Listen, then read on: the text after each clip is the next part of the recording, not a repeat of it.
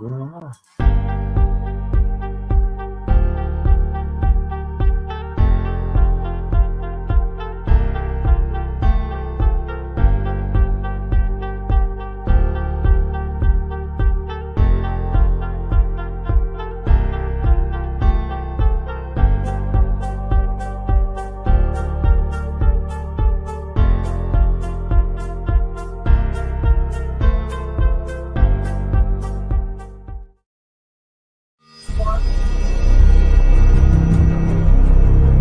Age Media and Entertainment.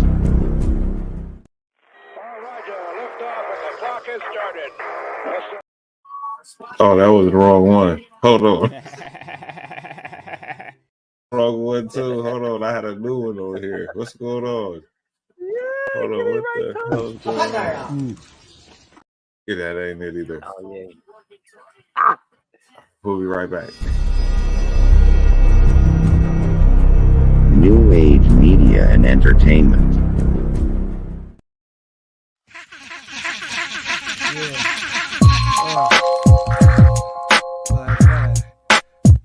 What?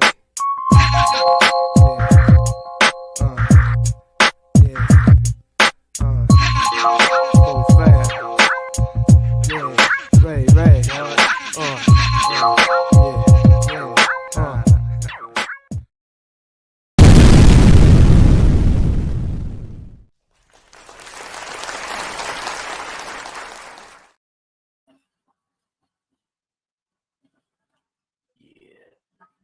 Hold on.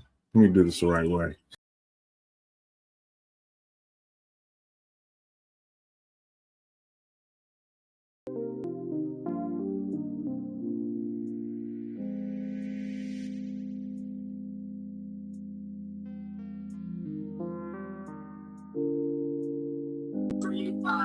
What's happening, everybody?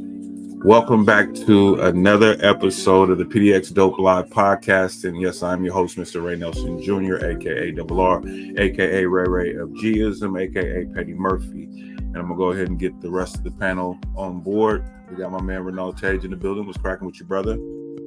Hey, what's up, brother? I'm just happy to be here. You know, it's TGIF. That's what's up. That's what's up. Got my man Jermaine Mason in the building. What's up with you, brother? Oh man, it's all love, man. I'm sitting here watching this game, man. Right now. Me too. I'm stumbling and bumbling at the intro of this. Yeah, man. I'm stumbling and bumbling. Hey, did you get a chance to actually watch? Yeah, I did. I thought about South Carolina. I watched it today. Yes. So now you see what I'm talking about. Yeah, I do. Listen, she I was gonna Shaq. text you. I was gonna text you when I seen her. I was like, yeah, this nigga ain't lying. Like she's Shaq, fam. And it's like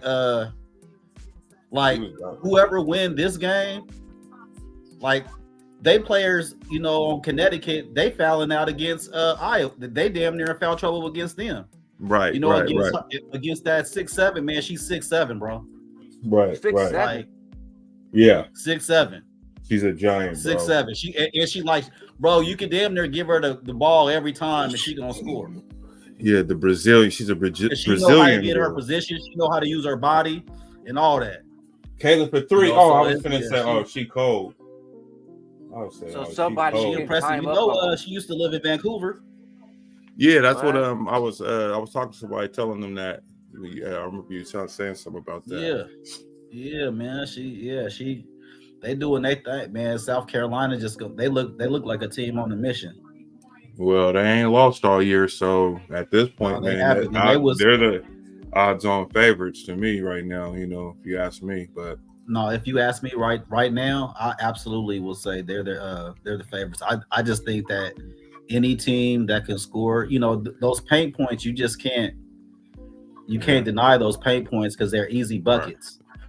Yeah, that's for sure. So whenever you can score easy, I think Caitlin Clark can beat them before. I mean, she's beaten beaten them before. I want to say, has she? Career? Yeah. Okay. I was beating them before, so that was. Yeah, they would have to play. They would have to just play. I mean, they would.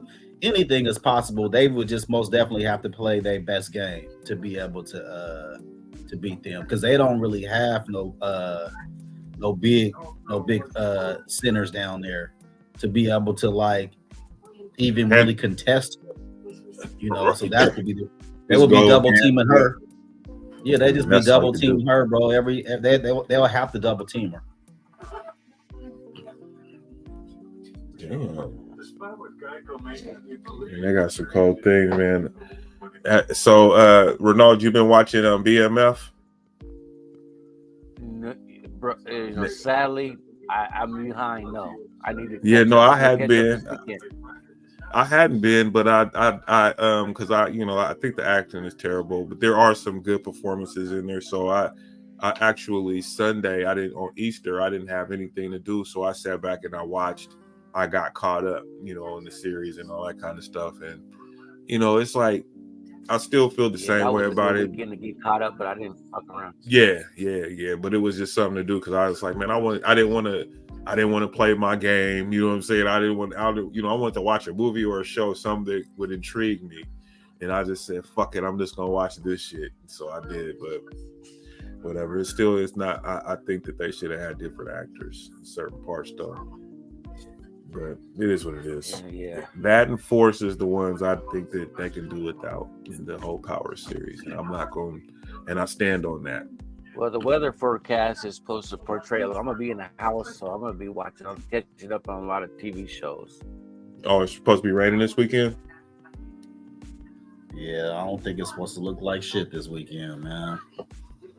Well, I'm gonna go to the gym early in the morning, and I'm gonna come home and do laundry and clean up my house. That's what I'm gonna do. Safe to say. Yeah, it's supposed to rain tomorrow.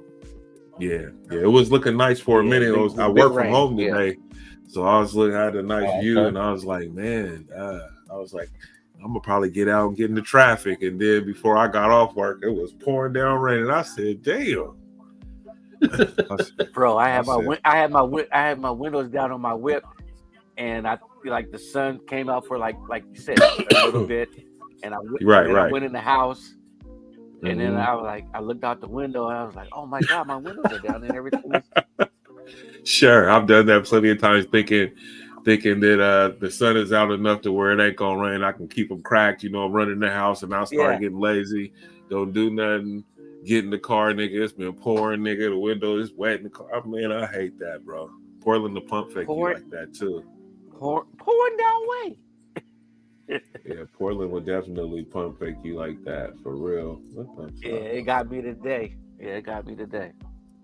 I'm getting all kinds of alerts from fucking YouTube and shit.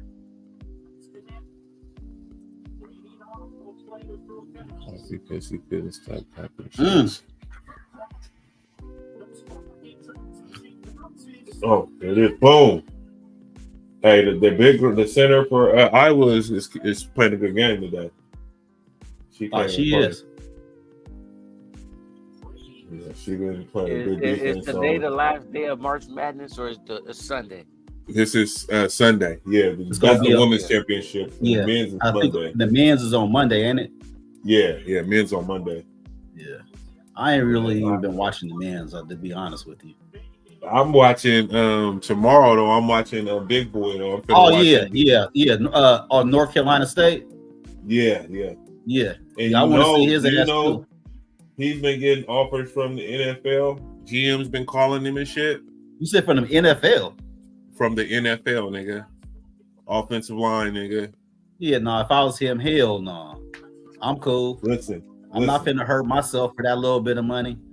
No, nigga. I'm finna take my listen. To the NBA. What I'm telling you. I mean, yeah, if he can go and get and be a factor in the league, then all day. But I'm gonna tell you like this: he gonna make more money in the NBA.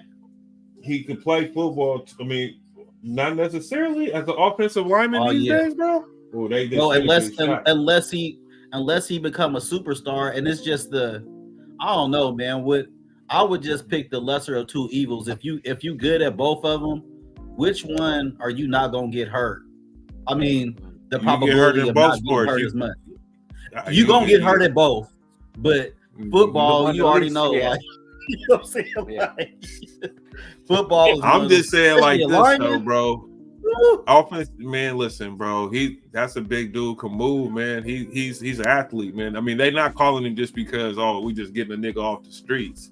You know what I'm saying? Like they probably want him. They probably want him to play the blind side because his footwork. Mm-hmm. Yeah, that's exactly that what they're quarterback talking about. His footwork. Yep. Exactly. Ray, you played offense, right? I play both ways. Yeah. Offense and defense. That's right. Sure did, man. What's up, Jax? Jax was good. Let's go with it. All right. You got it. I gotta connect with you, man. I need to get those extra strength edibles. Gimme. Yeah. Yeah, shit. Like you, I'm getting numb to them. I can't. They don't do nothing for me no more. No, you niggas sound crazy. That shit don't work, nigga. They pump faking y'all. Nigga telling y'all they 500 milligrams and nigga giving 25. Right. No, I got the don't do it. I got the ones. Boy, I just think. Where is my shit at? Oh, good post. Way to get your position. Good strong move. Like UConn, nigga. UConn in there fighting, but they down by they down by 6. Yeah. 7 right now on mine. Yeah, 7. I don't know if mine behind yours. No, it's 7. It's 7. Oh! She fell back. She hurt. She hurt. Yeah, yours is a little bit behind mine. Damn, bitch, that was awkward. Oh, where is the weed at? Oh. Yeah, be careful falling like that. Shit. Oh, we got good, man, this week, man. What we talking about? Man, I don't know. Ev's in the building, Pam's in the building. What's on the agenda? I don't know. Y'all tell me. I mean, we talked about. They were talking about Angela Reese and her press conference. Jax, did you see that? No. I've seen tidbits. I've seen highlights of it, but I didn't watch the actual press conference itself. I heard people, you know what I'm saying, talking about her crying and whatnot. I mean, why would you know what I mean? Shit. Yeah, it wasn't really nothing, but her life. You said what? I said, why would she be emotional? This is supposed to be a big chapter of her life. Yeah. I don't think that the problem was her crying. It was the things that she was saying. You know what I mean? And that's the part for me. I get it. You're an athlete and you cry or whatever. Men cry too when they lose or whatever in big games, you know. But it was some of the things that she was starting to talk about how she's had to deal with fame and the pressures of fame, the trolling, and people are saying that the only reason why this is happening to her because she's black, and those people are things like that. Right. She said that she's been sexualized and she still stood strong and made it through. Oh, that's huge. Yeah, that 3. Yeah. There's plenty of time in this game. Yes, sir. Oh, yes. This, you rap and you're in the public eye, and then let's say those same type of accusations were presented to you. How would you react? Are you afraid of the public opinion? People gonna think what they want to think. You know what I mean? I have that would be virtually insane for me to. Okay, I guess your question is how would it affect me? Yeah, it would affect me, but I wouldn't respond the same way. Let's say that. Okay, that's what I'm asking. Yeah. I don't know how much it would bother me, because when you out there, people are gonna troll you. They're gonna say certain shit. Everybody, you're not gonna be a fan of everybody's. I understand that just in life, But as an artist or a player or an athlete, as an artist, especially, bro, everybody, because it's like you think your shit is hot, but everybody else don't think your shit. You know what I'm saying? There's people that like you and people that don't like you. You should be able to take critiques and then listen and then learn and be like, okay, fine. If you don't like it, what can I do or what have I done for you not to like it? Or well, see, here's the thing, Ronaldo. In this situation, it's a little different because we're talking about like what you're talking about is constructive criticism, or like somebody's giving you some feedback on your work or whatever it is, right? And so some people get offended by that, or some people will take it as, okay, yeah, I think, I consider what you're talking about. But with her, it's more of a thing where the troll thing, people talking shit about her or whatever. In sports, it's a little different because you have fans and stuff, and fans is short for fanatic.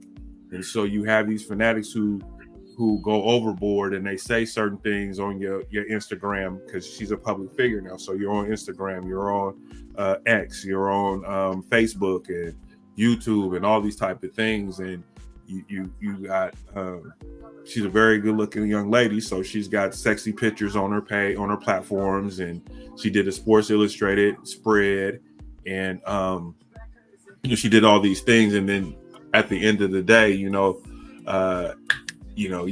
crying and you're talking about those struggles, which don't got a goddamn thing to do with the game. So that's the difference, Yeah.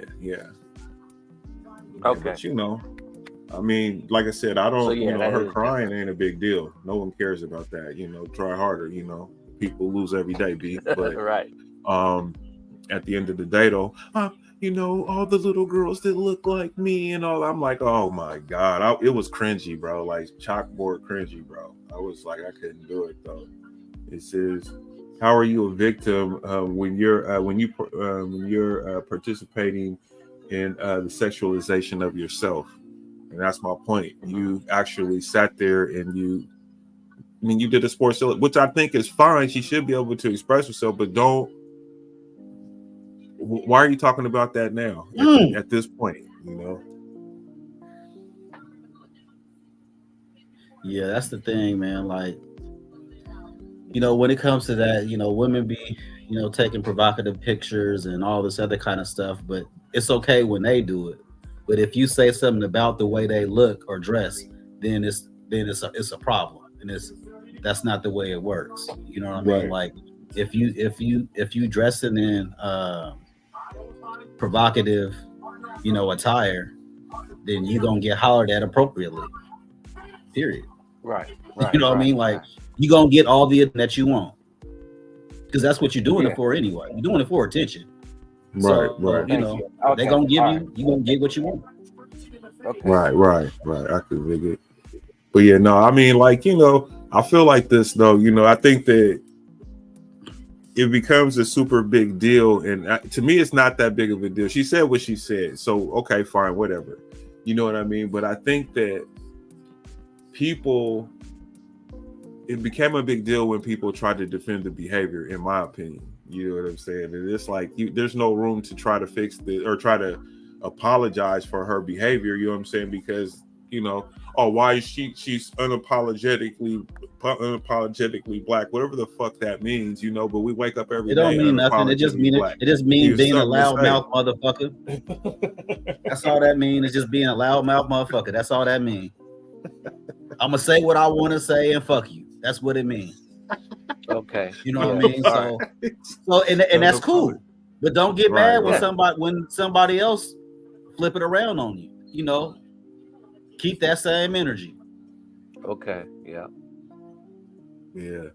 And then they say if you don't support her, you ain't black, nigga. So, now we're gonna go that route. We're gonna go that route.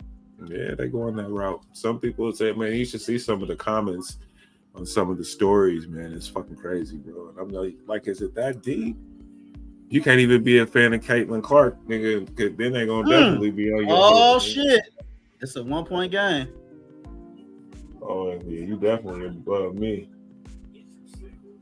You got a 2-minute delay, Ray. Obviously. He said a 2-minute.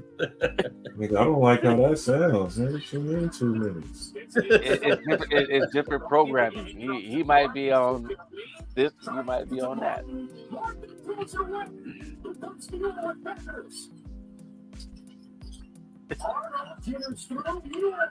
Wide open 3. Oh, that 3. That's what made it the 1 point. Okay.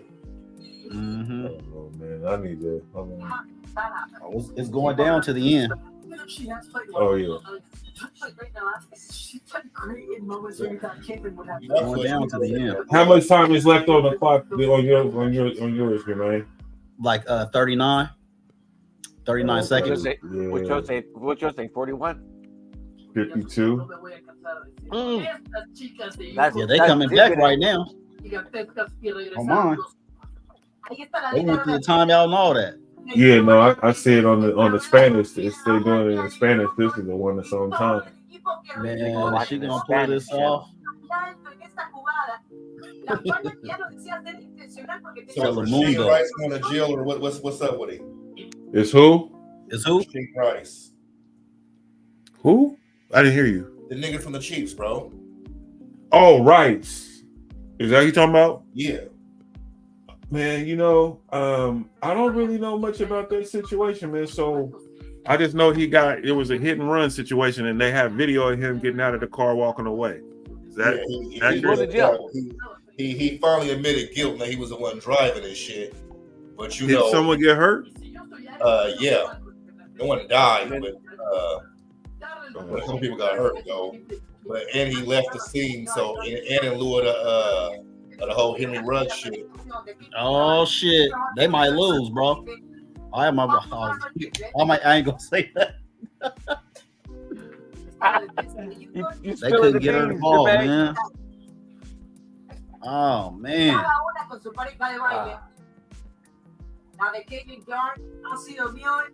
are you? Paige gonna get the ball last. Hey, Paige is the real deal. Oh, okay. I see what you're talking about. Damn. But not. Oh yeah. Don't say nothing, man. Yeah, don't say 9 nothing. seconds left right now. It's over on yours. What you say? What time on your clock? It's 9.3 seconds. Oh yeah, it's on 1 point game. Yeah, so that's what it is on mine too. Yeah, I'm gonna be quiet, man. I ain't gonna. No, I'm up now. Yeah, okay. Yeah. Hey, girl. He got to change to a different network.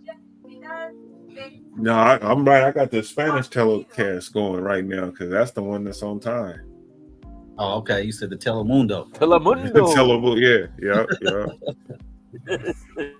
Got that Telemundo going on. Talking about Taco Bell and Telemundo. Ooh, this is 1 point game. Ooh, this is gonna be. Oh man. Here we go. So they said Angela Reese is about to go to the WNBA too. Yeah, I heard about that. And no, I don't know. I don't think I was looking at some WNBA clips and the girls balling. They ain't finna just walk up in there doing whatever they want to do. That's what they not. You said what? They ain't just gonna walk up in there and do what they want to do. Oh no, it's some. I mean, those are grown women, professionals, in there, and they got pride and shit like that too. You know what I mean? So yeah, they gonna be. Okay, foul. Yep. Oh my goodness, they got a foul.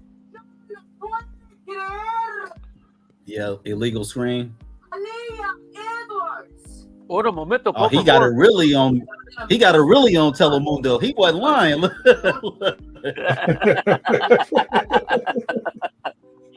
Nigga can't understand nothing they saying. I see illegal. Yeah.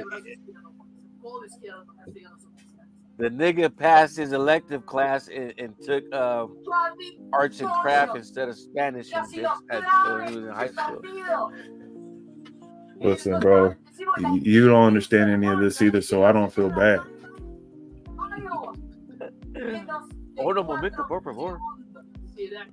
Okay, that sounds What'd you say about the rice dude, Jax? I don't know about the what happened. You said he hit somebody and he yeah, man, he was racing like a fucking idiot. You know what I'm saying? He was racing? Yeah. In a fast car. He's a dumb guy. That's all. He in the NFL, right? Yeah, he in the NFL. Just want to You talking about Rice for the Ravens? No. Rashid Rice for the Kansas City. Yeah. I'm thinking they're gonna give him, since they didn't catch him in the act at that point in time, and it was later probably that everything that came out. I think he'll probably get some. No, they found this is over. That I whipping him in. They got footage of his ass running from the scene. It's just he, you know what I'm saying? I it seen wasn't that. Lying that it was him. So he had to come back and admit it, like, yeah, it was me. You know what I'm saying? The whole I take full responsibility, whoopty woo woo woo. All the bullshit. Okay, gotcha. Yeah, but you know, with Henry Ruggs, you know what I'm saying? He just killed that girl. You know what I'm saying? Like, the NFL ain't gonna play with his ass. So he gonna be suspended for a little bit. So Kansas City Chiefs wide receiver Rashid Rice was driving the speeding Lamborghini involved in a 6-car crash in Dallas on Saturday, in which 2 people were hospitalized with minor injuries. His attorney Royce West said Thursday Rice is fully cooperating with the police and answered all the questions asked of him about the crash, the attorney said. The NFL receiver also expressed a willingness to help the others involved in the crash, West said.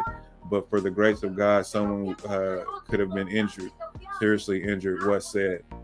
He understands that. He appreciates that. That's why he wanted to come out and say he's going to be responsible for making certain that the victims are made whole as best as possible. Yeah, because they're gonna sue your motherfucking ass. That's what's gonna happen. I think he's gonna I don't think he'll go to jail, but I do think that he'll have some heavy community service. They might put him on an ankle bracelet. They're gonna have him be an advocate for drunk driving or some shit like that. Especially if he want to stay in this league, he's gonna have to do whatever they got. What was it? Dante Stallworth. Henry Ruggs. Like, they had a few NFL niggas that has done this shit and killed people. But here's the thing: when you said Dante starts, so Dante Stallworth, right? So I know him by way of Mark. Mark went to school with him or whatever, and so that whole situation when that man got killed by him in that situation, that man actually was trying to kill himself and jumped in front of Mark. No, when with what's his name again? Elijah Stallworth, Dante Stallworth. When he had killed a man on a bridge or some shit, he hit him and he died. This happened like about 12 years ago or something like that. Yeah, it's been a little while ago. Yeah, but it's been a while. The dude jumped in front of the car. Yeah, and he was trying. That's what came out later or whatever. At least this is what I got. They didn't really put that out there. Of course, they just talked about somebody, NFL player killing somebody. Because he was under influence, and you know what I'm saying, and all the shit. Like it'd be. That's the last thing you want to do. You when somebody die, that's a problem. You got a problem. You got a real problem. They cheated, bro. I mean, they cheated UConn, bro, with that call. That was weak as fuck. That was lame, bro. I'm gonna definitely have to rewatch that. That was fucking lame. That chicken wing? Went down. Man, that was lame, bro. I don't know. I gotta look at it again. Maybe I'm wrong. I don't know. But I was like, what happened? You know what I'm saying? Like, it wasn't that deep, bro. Right. Like you guys had the ball. So why not for last play. Not to me. Unless it's just blatantly obvious. And like you said, I got to see it again too. Yeah, I didn't. It didn't look like me, bro. Because I really thought that at the least, Paige was gonna have the last look at that motherfucker. Oh, it was coming to her. You know what I'm saying? Like, he had the ball. She had the ball. Yeah, she had the ball. Yeah, she was about to put it up. Iowa, baby. Iowa and South Carolina. They too small for South Carolina, I think. Well, but we're gonna see. Be some good. You gamble on Caitlin, you might get lucky. We're gonna see. Might get lucky. Man. So Rice, Caitlin, man. Are you referring to Jenner? It says it's a 3rd-degree felony. And I mean, he ain't get on that. You know what I'm saying? Like, I'm like y'all. He probably won't get no time, but it could carry up to 10 years. I mean, as far as the charge itself, but they ain't gonna do that to him, right? Yeah, I don't think. Yeah, I don't think so either. But yeah, man, it's just like even the actual offense where they gonna have an issue with him. You know what I'm saying? That he fled. Right, like just it's just a trip, man. How I mean, he's 23, right? So this is the same excuse that we used for Angel Reese with her behavior and all that type of shit. He's just young, right? You know, he's just a young person, man. Just doing, you know, that's kind of what they put out there. You know, I mean, he's 23 years old. You know, he's got a life ahead of him. He's lucky no one died, and yeah, he's going to do something that help the victims in the crash and all of that, and that sounds hot. But you ain't got to do nothing for them because they finna sue you. You know what I'm saying? That's what's finna happen. They might settle out of. He gonna have a honey-do list. They gonna have a honey-do list for him, and he gonna have to check off everything on that list. That's just to get his career back. I'm talking about the people who were actually injured. Absolutely, yeah. I mean, the NFL gonna make him do a whole bunch of stuff because they want him to still play, so they can get some of that paper. We gonna fall back. Yeah, we gonna wait till you get back playing, nigga. Yeah, and we gonna find because we finding you for this too because you gonna miss some stuff. Mm-hmm. This man just done doing that. He was racing. Yep. A Lamborghini and a Corvette. I mean, he was young, feeling it, and fucked around and hurt somebody. Mm-hmm. Yeah, he definitely can. It says he gonna learn. He gonna learn. Clara says Iowa, baby. Iowa got lucky. The referees, they got them in the pocket. I was suspect at the end of that game. That shouldn't have not ended like that. That was just. I don't like that either. That it is for this type of game, the Final Four, to see you go to the chip, and these motherfuckers call that. Yeah, I don't like that. Sus. So what you think about your boy Diddy? You know, he being out, did he do seen it right now? Like I said, man, I'm waiting till all the information come out, man. I really don't think nothing's gonna come of this. And I'm the one to say it today or whatever, but I don't think nothing's gonna come of it. And I think that this is really about those videotapes that he has to extort people. I think so too, and I think worst case scenario, I don't see him going to jail just because of. I don't think that nigga he's gonna tell on everybody. You know what I'm saying? Like he has a lot of information on people. You think? I mean, it's like, what do you think they're gonna do? I mean, like, okay, so you go and we got the tapes though. So you don't think that motherfuckers got shit backed up in clouds and different things? There's so many ways to hide that type of shit. You know what I mean? He got them tapes somewhere else. Listen, but only thing I say is when Homeland Security come, nigga, it wasn't just.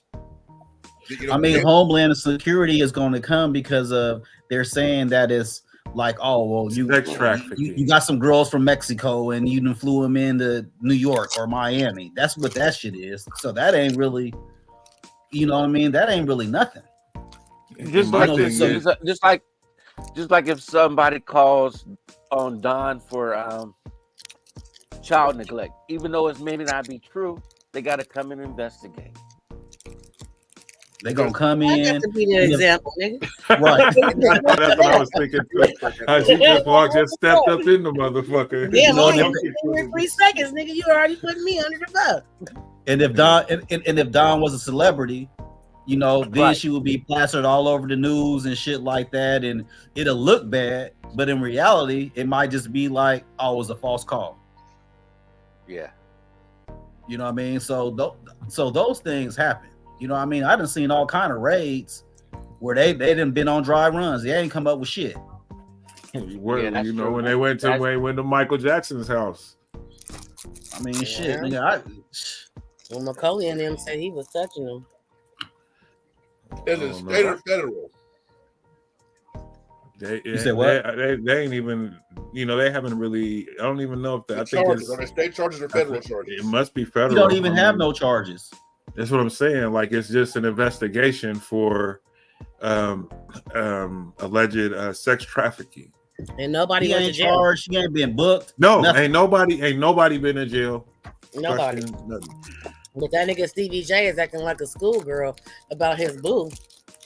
Oh, he all on TMZ, ranting and shit. Because listen, don't do that because then he gonna be like, hey, I need you announcements. I need you to make me look good.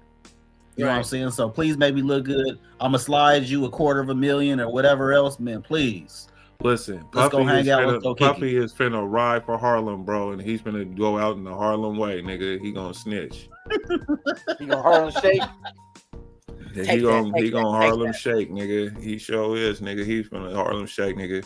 Just like Frank Lucas, just like Alpo, nigga, and just like Nicky Barnes, just like Puffy's daddy. He gonna go out like that. That's a fact. That's a big fact. Harlem know what it is. You know what I'm saying? So what we talking about? Yeah, they got some well-known rats out there, huh? Yeah, well-known rats out there. Yeah. And Puffy's well-known, and might as well just go out. That's what he gonna do to save his own neck. Oh, absolutely. You think he going to jail? Do you seriously think he going to jail? He's not going to jail. He's not R. Kelly. He ain't that stupid. He ain't gonna be his. I think what they is just damaging his. They're tarnishing his name, his name and his legacy, and then when it's all said and done, it's like, oh, I have nothing. He's gonna have a couple of lawsuits, shit like that going on around him or whatever, and that's gonna be we're gonna hear about that type of shit, and the thing is, he's gonna go out as a freak, because he has freak offs. Those parties ain't nothing no different than. So they got a club downtown that do the same type of shit. Yeah, you know what I mean. You need a membership. I think you got to pay. I don't know. I ain't never been in there, but I heard about it. I think you might got to pay like $100 to. I got to say that first. I think you got to pay like. Look, I think you got to pay like $100 or $200 or something like that. But you go in there we know some people, and I you gotta do paperwork and all that. You gotta get tested. You gotta do all that. Yeah, they got swingers clubs. See, I don't see. To go in this place, you ain't got to. What happened? He freeze? Yep. Did I freeze too? Yep. Both of y'all hear me? Froze. Yeah. Damn it. I can hear you. Jermaine, okay. Jermaine is back, and he's not frozen no more. You're still frozen, okay. But I'm frozen. But yeah, you gotta pay. Yeah, you gotta pay a couple $100 to go in there, but you seeing all kind of craziness as soon as you hit the door. There's a debauchery going on, and we know some people. We know some people that have been in there that have thrown parties in there. I'll let you know, backstage or whatever else about that. But yeah, that shit's that's here most definitely. You can pay a fee and go in there. I will too. I definitely got some stories. You can participate or you can look and watch, but it's a bunch of freaking going on. Yeah, absolutely. If that's what you into, you know what I mean? If you into looking at that stuff, regular people, married couples, and some more shit. Oh, absolutely. Like I said, if that's what you into.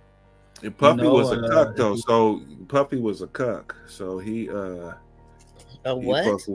A cuck. Thank you. The fuck is that? Educate.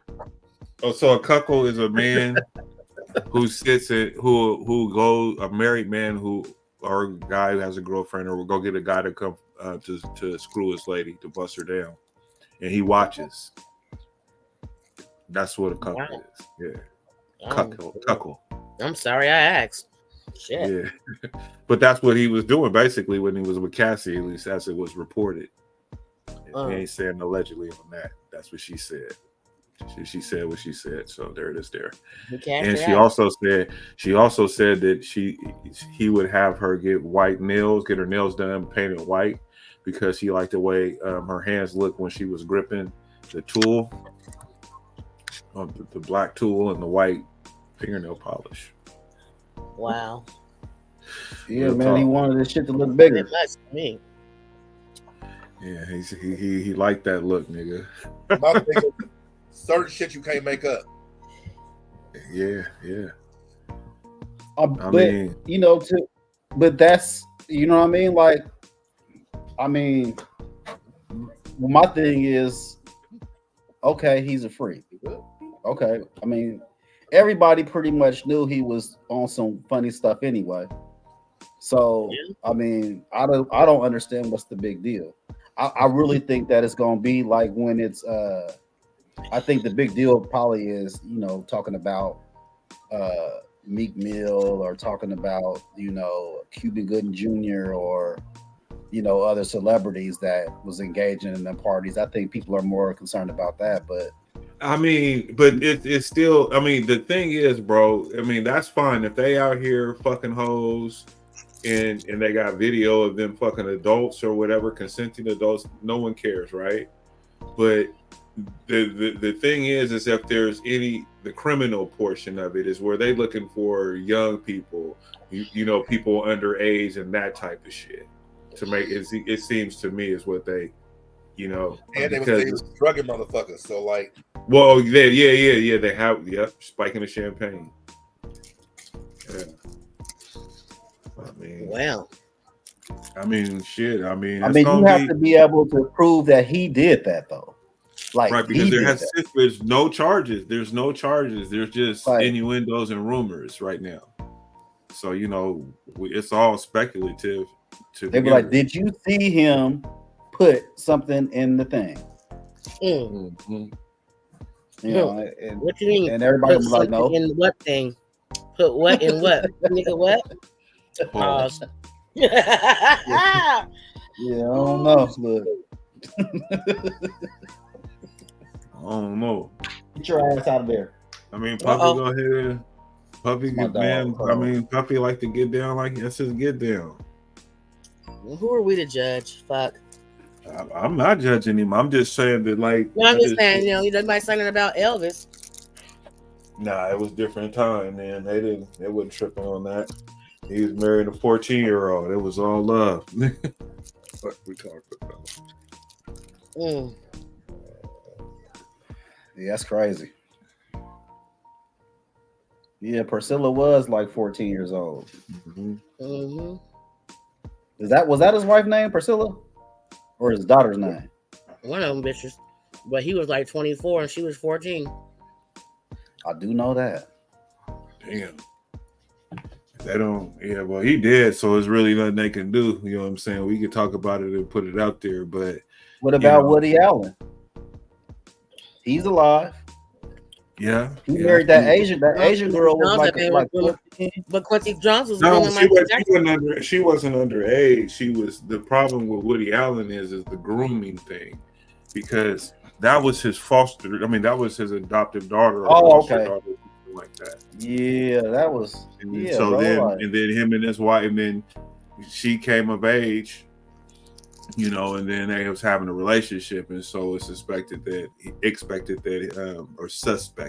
he was grooming her, you know, right, as her parent, you know. Yeah, I mean that ain't. I mean it's horrible in character, but it's not against the law.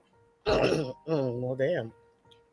I mean, shit. You hear about people kissing cousins and all kind of people. You know what I mean? like marrying like cousins. That one nigga that was married to the one chick for years, and when her daughter turned 18, he divorced her and married her daughter and had 2 kids with her. Oh, I see. It was a black couple. I'd seen that where it wasn't that. It wasn't the one you're talking about. The story that I'm thinking about is a black dude. He never knew the daughter, that it was his daughter, but then he found out later that it was his daughter or whatever. And then she met him as, this is your real dad. And then they grew closer, whatever. And then they end up getting together after the fact. Well, that's just fucked up too. But the one I'm talking about, where is the nigga was married to the girl mama, helped raise the little girl. As soon as she turned 18, I think I heard that too, though. I think I heard he that divorced her mama and married her, and they've been having babies ever since. You talking about the singer nigga? Who? Bobby Womack. No, I'm talking about these regular black folks that's living in the Bobby South Womack somewhere. did it too. Yeah, these motherfuckers ain't no celebrity. Yeah, these motherfuckers is doing the most out here. Yeah. Touching on these babies. And then they married the daughter, had babies by her, then she left him for his brother. Had babies by him. Well, damn. That's a fucked up triangle, ain't it? Or rectangle, square, something. You saying something, Jermaine? Oh, you weren't talking to me. Us. But no, I don't know. All right, I'm back. He was dirty because he originally knocked her. Sam Cooke, that was his best friend's wife originally. Who was? What happened? What I missed? Bobby Womack. Man, Sam Cooke brothers beat the shit out that nigga too. About that. Sucks to be him. You know, that's why I was like, Bobby's a sucker for that. Man, he went to the funeral in that man's car in his clothes and everything, bro. That nigga had no class, bro, whatsoever. But then, like I was saying, then the wife, she fucked around and he left her for her daughter. Wow. Say what? He left the wife for the daughter. Oh, he did. He did. And then he had babies by Wait, her. wait. Left him and then married his brother. Hold on. Left the wife for the daughter and married the brother. That don't sound. Yeah, you like heard it all right. Like Look, incest shit. That sounds like some incest shit. that sounds like some Maury shit to me. Wow. Nigga. It's a whole bunch of cousin brothers and sister cousins and shit around here. And uncle cousin, uncle nieces, uncle cousins, and auntie cousins, auntie sisters. It's not unknown that those things do happen. But I mean, damn, yo stepdaughter. Yeah, that's wild. No, but Dharma talking about was her biological dad. No, the one that wasn't her biological dad. Oh no, well the story I was talking about was the biological dad. No, the one I'm talking about is the nigga was married to the girl's mama. He helped raise that girl from a baby. Like Woody Allen. That's like Woody Allen. Yeah, until when she turned 18, he divorced the mama and married the daughter, and they've been having kids ever since. And when she get mad at him, she be like, he took advantage of me. Then she'll go back on Facebook like, I was just mad at him, girl. We fine. We about to have another baby. And she's just a ghetto, fabulous, little rat-tastic retard. They're from around here. Yeah, man. She need her uterus and her eggs. Somebody need to take her eggs from her. You say what? Somebody need to take her uterus and her eggs from her. She don't need nothing. Damn, I ain't never heard that one. Motherfuckers like that don't. There's certain motherfuckers don't deserve to be procreating. You just bringing another retarded motherfucker into the world, just like you are. Like some people don't need to be doing that shit. Yeah. Quit having motherfucking kids. I've called myself uncle when it don't make sense to the child or anybody that's listening to me telling, oh, this is Uncle Ray when I'm how your uncle fucking your mama? You know what I'm saying? Yeah, okay. So it's called her name. Okay, so the name is Everton Obi Powell is the nigga. Huh? He said Mike. No, okay. So Mike dated the mother and raised this girl Deja from birth. As her hold on. So what's her name again? Okay, I'm about to. I was somebody that posted it. That's the wrong name. But the nigga name is Mike, and he dated the mother and raised the girl Deja from birth as her godfather. Not even her whatever. As soon as she became legal, turned 18, he broke up with her mom, married Deja, and now she has kids with him and is on OnlyFans doing her thing. She posts them regularly. And it says Deja pregnant again for Mike. Oh, his name is Mike Hagabook. That Hagabook, whatever the fuck his name is, that will be their second child together.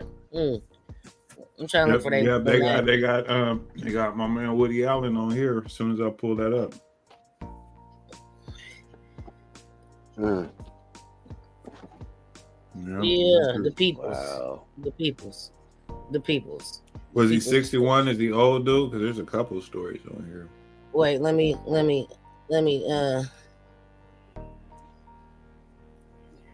Oh, you son of a bitch.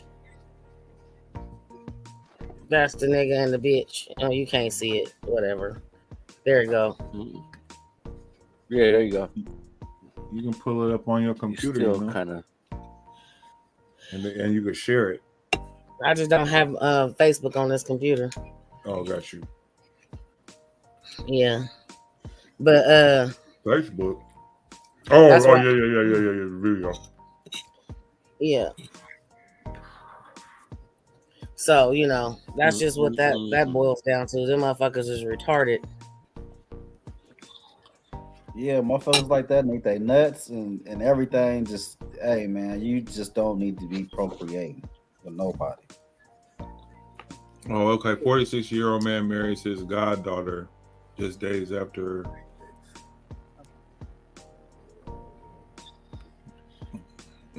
Just days after her 18th birthday. Yeah. So that leads me to believe he's been fucking with I her mean, for quite some time. They had been doing whatever they was doing before she turned 18. Right. There you go. There you have it. That's fucking gross. Yeah, I got it right here. Hold on. I got the video. Play this shit. Clear your throat. Let me clear my throat. Was that better? Yeah. You was rattling a little bit. Oh, yeah, I know. Yeah, that right there. That. That. Legally married. I'm 18. I'm grown now. Talking about, you just a baby. I'm 18. I moved out my mama's house when I was 16. Rapper Kodak Black spoke on the situation that has been trending all over social media these past couple of days. The story is about a couple out of Fort Pierce, Florida named Deja and Mike Huggabook. Mike is a 46-year-old man who married his 18-year-old goddaughter, Deja, and people are outraged. Now, this isn't a full breakdown of the story. It's just a summary. There are a lot of different reports on the age of Mike. Some say he's 53, 55, but on the live, Deja says he is 46 years old. But nonetheless, people are outraged, saying that Mike is too old for Deja, and he has been grooming her since she was a kid. He has pictures with Deja as a baby and seems to have been a part of her life her whole life. And now the story is viral all over the United States and the Black community. Mike took to Facebook on October 16th, defending marrying the young girl, writing, "It seemed like I'm the only in the town that have married a young woman. But since it's me, they gotta have something to talk about. Look like you little girls are jealous of my wife. But keep on promoting us. I love it." Going on the right, real don't gossip and go behind others' back talking about them. That's that real end quote. Although people feel like they're speaking out in the best interest of Deja, saying that she is just a child being taken advantage of by Mike, Deja is not here for their sympathy. She went live going off defending her marriage, saying things like, "If he is a predator, he's my predator." Let's watch a few clips from the live. Since y'all want to go on his page, we just gonna settle this shit now. I'm gonna say this and I'm gonna be done with it and let y'all little ignorant, no class talk after this. Me and my husband, we're married. Me and my husband ain't going nowhere. I don't give a. I don't care. I don't give two. I don't give two at that. Not even one. About y'all opinions. Y'all on here talking about, I'm just stating my opinion. I'm just stating my opinion. I'm just stating. You put it out there, bitch. It don't mean it to us. So why waste your time and energy and your motherfucking time out of the day and your life to sit up here and keep on saying it? That's your opinion. We don't care. At the end of the day, everything is done. We're legally married. I'm 18. I'm grown now. Talking about, you just a baby. I'm 18. I moved out my mama's house when I was 16. 16. What did I do? Get a job. Pregnant and all, working. Pregnant, working at 16 with no motherfucking body. I ain't had nobody. My mama was a okay, so what? He's 46, not 50. Thank you. He's 46. Half of y'all mother mammies probably half of Okay, no, she's out of control. You know what? Whatever happened to her, she deserves it. You know, that's like fucking your own daughter. I said, whatever happens to her in the long term, she deserves it. She's ignorant. That's like fucking your own fucking daughter, man. Yeah, exactly. As a man, you know, a kid, in my case, a grandchild. Okay. Yeah, he old enough to be a grandfather. There it is. There. Yeah. I mean, I would say this. So, when's the last time you've been to a strip club, Renald? Ooh, it's been some time, bro. Probably when you got kicked off the video recording. Yeah, well, with your cousin Olin, with my family member Olin. That's one of the last. Oh, that's the last time y'all was here. It's probably a young girl gave you a what you putting me? Oh, that's when he broke out the camera in the strip club. Yeah. God wrote that. I'm just saying. No, but what I'm getting at is that what I'm getting at is that if you go to a strip club, right? There's nothing but young women in there, and there's nothing but older men in there. Right, yes. Jermaine, I feel like a fucking fool being in there, man. I don't even go to clubs no more. I don't do that shit. I go to bars or dive bars. Right. I don't go to no fucking club. But sometimes people don't want to. You don't want to get on the computer and look at that. You want to look at it in person. You know what I mean? So, you know what I mean. You end up going there. If we on a tour, if we on a party bus, and that's where the bus is headed. Okay. Yes. We was on a party bus when we went that time. Yeah. That's when Kenny was in town. Also, y'all wasn't in charge of it. Y'all just had to go. No, we stopped off at a few places. We was in the district. Yeah, we was along for the ride, man. Yeah, we drank everything. You know, we was. So it's like most of the men that are in strip clubs, most of them are over 30 years old, 30, 40 years old. Right. These are working corporate men or men that are married, or so everyone in there is over mostly 30, 35.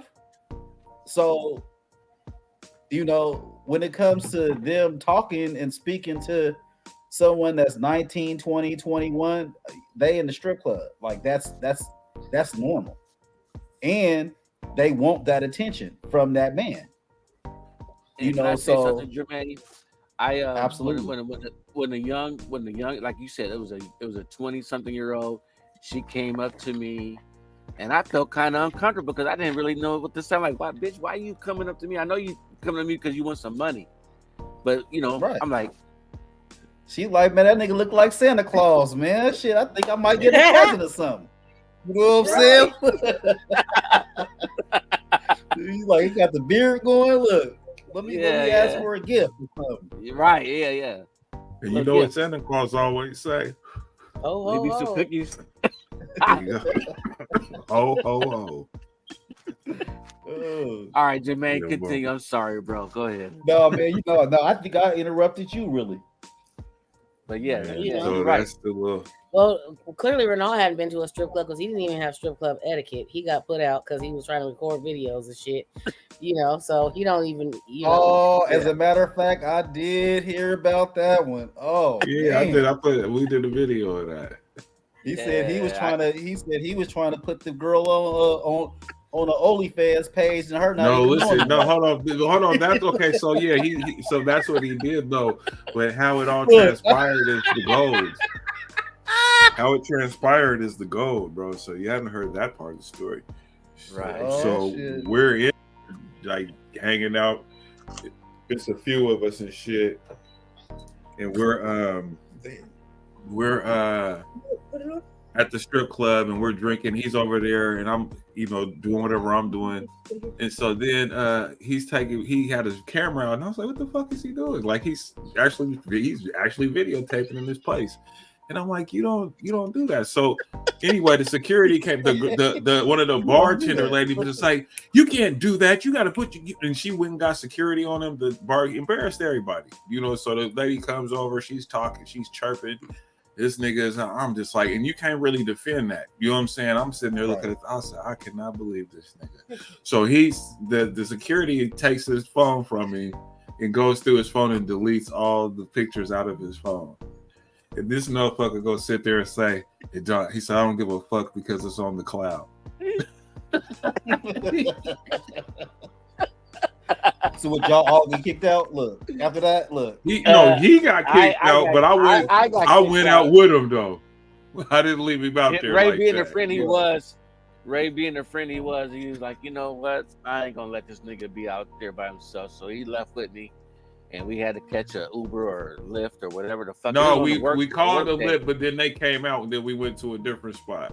So you were trying to take the video. So you were trying to take the video to go home to have something to look at later. You wanted to savor the moment. See, now you adding stuff. Well, I mean, why else was he's trying to you want to savor the moment. Why? To begin with. Where is the lie? Cat Williams said it's about the truth, nigga. So yeah, man, I'm gonna expose some shit. Look, he said, "Hey, look." He said, "Listen, I want to look at this tomorrow. Look, and I don't want to pay nothing for it. Look." He said he put it on the cloud, but it was the funniest shit though. The security had his phone and was going through and. My thing is like, they take your phone from you. Like they were putting you out. I'll be like, man, I'm leaving. You're not finna take my phone. That's my private property. You don't got it. I wasn't going to my phone. You got me. That's where you got me fucked up. I wasn't trying to. The nigga was 6'8", and I'm 5'4". No, he wasn't. He was your height. I remember.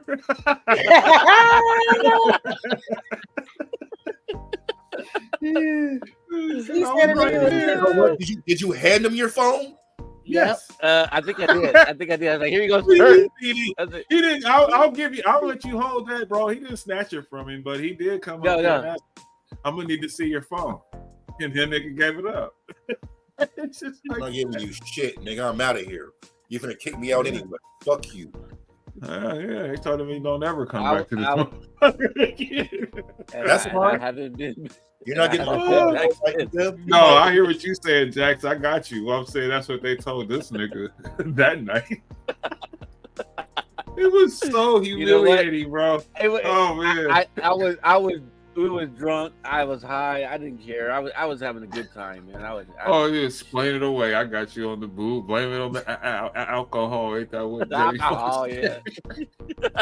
Fuck out of here. That was so. So did y'all hear that Albie Sure got his little his little docu-series, a documentary or autobiography that they are not book. You know, I heard about it. You know, P. Diddy took care of his son. Didn't P. Diddy take care of his son when he was a little boy? Because he was raised, because he was fucking with his mama or something, I think. Yeah, he raised me. Yeah. Sure his baby mama and puppy. Little Drake. Yeah. They had the same baby mama. Mm-hmm. You guys, man, this is good. This is good content right here. Oh, yeah. You need to get another thing to clean your glasses because whatever you rubbing it on is gonna scratch them things up. I got a clock. You're right. Yeah. So it was a man and a woman that got stabbed in a domestic violence assault. Yeah, Portland. And it's a 42-year-old pregnant woman been all on the news. And man, I'm like, really, bitch? 42? Hold on, you look 62.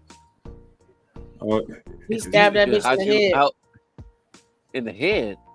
Yeah, and broke the knife off up in her head. They had to get the piece out later on. She all right. She was on the news talking.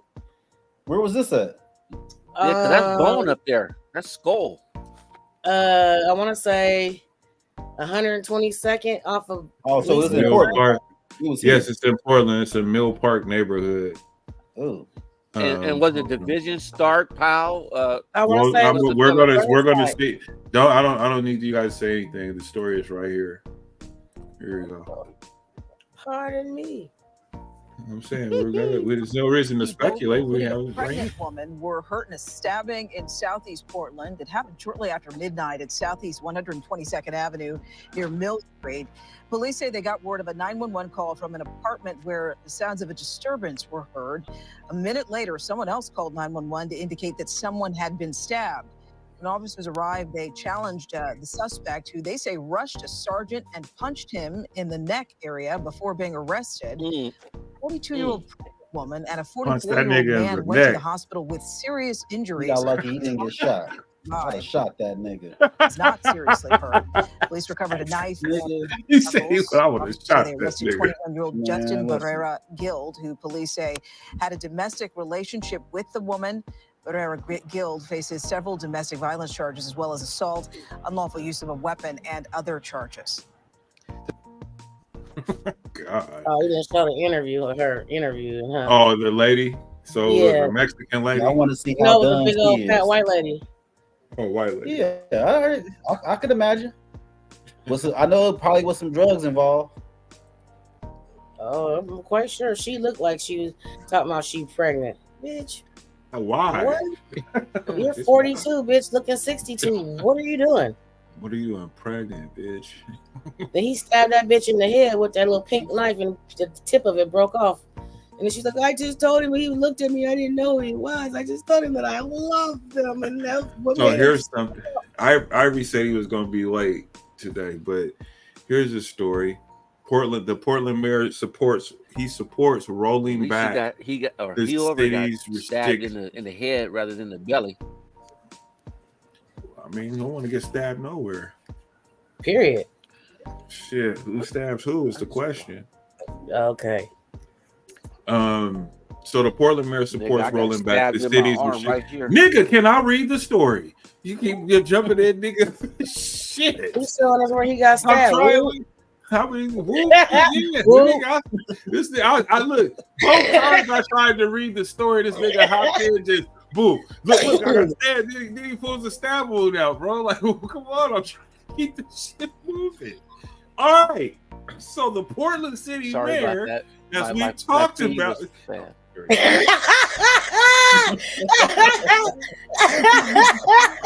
don't know what to do. I don't care. So how do y'all feel about that, man? How do y'all feel? I don't know what you said. I said, I don't even want to say it now. I'm gonna need you to say it. No, Silencia, put that nigga on mute. You control the mute button, nigga. What are you doing? Thank you. It's not like I haven't done before. But anyway, Portland mayor supports rolling back the city's restrictions on homelessness camping. So, do we have a restriction now? No. Is homelessness restricted in Portland? When did this happen? I'm pretty sure. Remember when they said that they couldn't camp after 8 a.m. and between 8 a.m. and 8 p.m.? Man, that don't listen. Okay, so that's the rule, right? Yeah. Jax, I need you to step in on this. So what are they rolling back? Nothing, because they can do what they want to do. What are they rolling back? I see them every day. Oh, they're mad now because the refugees that they've let come in, that they were paying for them to stay in these hotels and all this stuff. They told them about somebody came up and tried to hand them some tents and said, "Go ahead and get outside." Oh yeah, get it how you live, my nigga.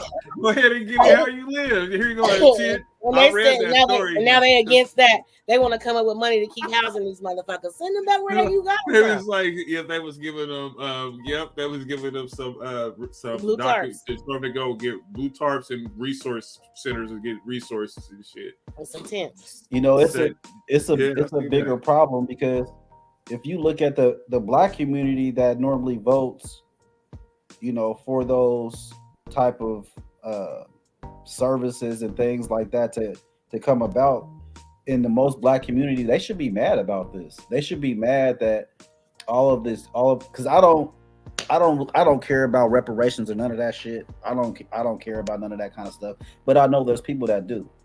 And in the black and brown communities, they've always been underserved, underdeveloped, and everything else. And it's like, okay, well, all these politicians over the years have made all these promises, to the communities and things like that. And, oh, we're going to do this, or we're going to help this, or we're going to do this. And, it's always, well, we ain't got the money, or we can't find this, or we don't have that, or we have to cut this to do that.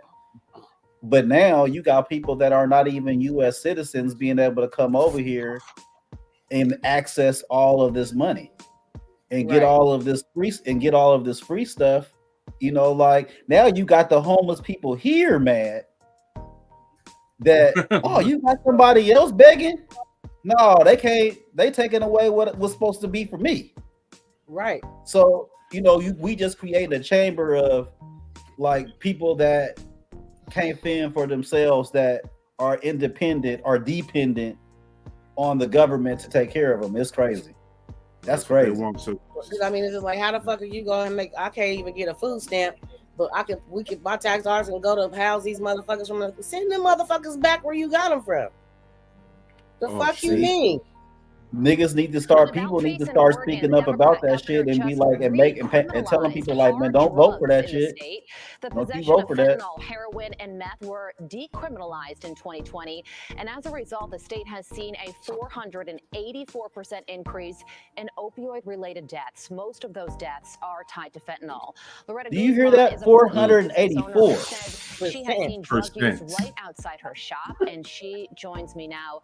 Loretta, good morning to you. What do you think about this? The state recriminalizing drugs. Do you think this is a step in the right direction? I think it is a step in the right direction, but I just don't think our city has got things lined up ready for it, though, as far as, people getting the help they need, because right now there's no help for the people. Well, the other thing about this is that the headline is that Oregon has recriminalized drugs, but when you look at the fine print, drug use is going to be a misdemeanor, and it sounds like they are pushing alternatives to jail time, like treatment. So it feels like they're taking drug use a bit more seriously, but this doesn't really seem like a sweeping change. And if it's not a sweeping change, then what? Well, they'll be right back where they are. I mean, there's, our jails are decaying right now. They're not making the repairs that they need. And so, there was a time our pipes busted when we had the freeze, and they just told them at the jail they can give them rubber boots. They didn't they shouldn't have been having to walk in raw sewage. The staff that works there, the police or the sheriffs that work there, they shouldn't have to walk in raw sewage, but they were. So our jail system is raw crumbling sewage internally, and it needs a lot of repairs. So people were taken to jail, but then they were released. They never even went into that neighborhood. Jail, so, yeah, the jail system may be crumbling, Loretta, and also you can see the effects of this on the streets with the homeless situation, people living on the sidewalks close to business. It's affecting small business owners like yourself. Let's go back 4 years to 2020. What a wild year that was for Oregon, where they decriminalized drug use, and then in Portland, they defunded the police by millions of dollars. What sorts of changes have you seen as a result? Our streets are really flooded, especially downtown, with people who use drugs. And so the police haven't been able to do very much at all. And these people they're just they can't even make a rational decision for themselves because they're so high. And when we had the freeze, there was literally people sleeping on the ice. But that's what they chose. They didn't want to go anywhere else. They were just right there on the streets, using dope, and they'd get up and just use. I mean, they were just really out of it. And it's sad to see people in that state where they can't even make a decision. They can't even get their mind clear so that they can, get themselves some type of help. But like I said, we don't have much help right now. I mean, you can go to places, they'll give them drug needles and, stuff like that. But as far as giving them real help, there's not very much. There's nothing really. There's very few people that are, trying to help. Yeah, resources and help needed on a variety of different levels. Loretta, thank you so much for joining us. It's maddening to see what's happening to a once beautiful city and state like Portland, Oregon. Thank you for joining us, and best of luck. Well, damn. Yeah, I know about this because I've been, dealing with my business and everything else in the mental health and addiction field. So I have to be, I'm kind of up on like what's going through the pipelines and things like that. So they have some rules when it comes to if a person gets caught, with possession of a narcotic, they get a chance to do diversion and do those type of things. And if not, then they might get some jail time. It might be, 2 months, 90 days or something like that. And then it can increase and everything. So it's a good step. There is problems that we do have, our judicial system has, because there's not enough space in the jails for everybody. There's not enough lawyers to defend people as well. So that's an issue. That's a huge issue that we have. So there's not enough lawyers as well. So those are the two big issues that we have. Like there's not enough jails to put everybody somewhere, and there's not enough lawyers as well. People's cases, right? People's cases are backed up. People's cases are backed up. Yeah, I read about that too. Yeah, so there was a man. Go ahead, Renaud. Go ahead. No. Go ahead. No, I was just going. I'll go after you if you had something. It's all good. No, I can contest what Jermaine is saying. Like when I was in trouble and I needed a public defender, like you said, it's not enough public defenders. If you don't have no money, there's not enough space. So you're just out there in limbo, and you're just in the system, and it's just a cycle. So they gotta figure out, for one, naturally, you got to figure out, okay, you got to get people off of the streets that are causing harm to other people. So that's the most important thing. So it's like, how do you do that in a way? I think you got to figure out where does some of these people come from and send them back to where they from. Oh, we've talked about this ad nauseum, bro.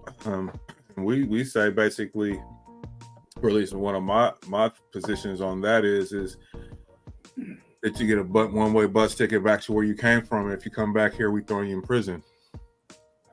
Ain't no drugs, Absolutely. None of that. You can't. I mean, if you ain't got no job prospects or anything like that, or you don't got no address, you can't be here. You ain't paying no taxes. All them people that's protesting down there, ain't none of them motherfuckers working. You can go downtown and go to the the city hall downtown or whatever, and you will look at them people and them signs and stuff like that. Don't none of them look like they can hold a job. None of them. Man, listen. And I seen 50 of them there today, and none of them look like they was working material. So check this out. A man sues Portland, claims he fell near homeless tents and trash in downtown Portland. And so an Oregon man filed a $310,000 lawsuit Wednesday against the city of Portland, Multnomah County, and the state, claiming he fell and injured himself while walking around a row of tents and trash lining the downtown Portland street. Michael Melby's suit alleges that three governments allowed treacherous pedestrian conditions to persist along West Burnside Street near 4th Avenue. That's where he said he stepped onto a lumpy ground of a tree well and fell, and he navigated around the tents erected by homeless people. So yeah, he's suing them, and then there's this little spot they show a picture of where he trips at or whatever. I mean, I can see that happening a lot. Mm-hmm. Is this still an ongoing case? Surprised. What'd you say, Renaud? Is this still an ongoing case that's yet to be settled? Yeah, he's yet to be settled. He's doing it right now, and he says it says unclear why Melby, who lives 2 hours away in Lynn County, was in Portland on that day he reported falling. It's also unclear if Melby is the same person with that name who has filed 7 previous personal injury lawsuits against businesses or individuals since 1990. Okay, now we get somewhere. This motherfucker is he hustling, bro. He's trying to get over. Well, that's what I'm saying. I'm surprised that we haven't heard more of this going on, because I mean, you can slip and fall and land on the needle.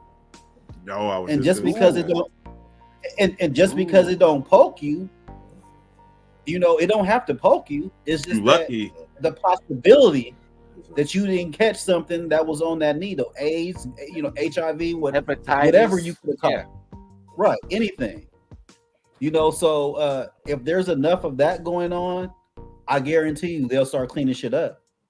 Shit, we run that risk at he my might be on to something.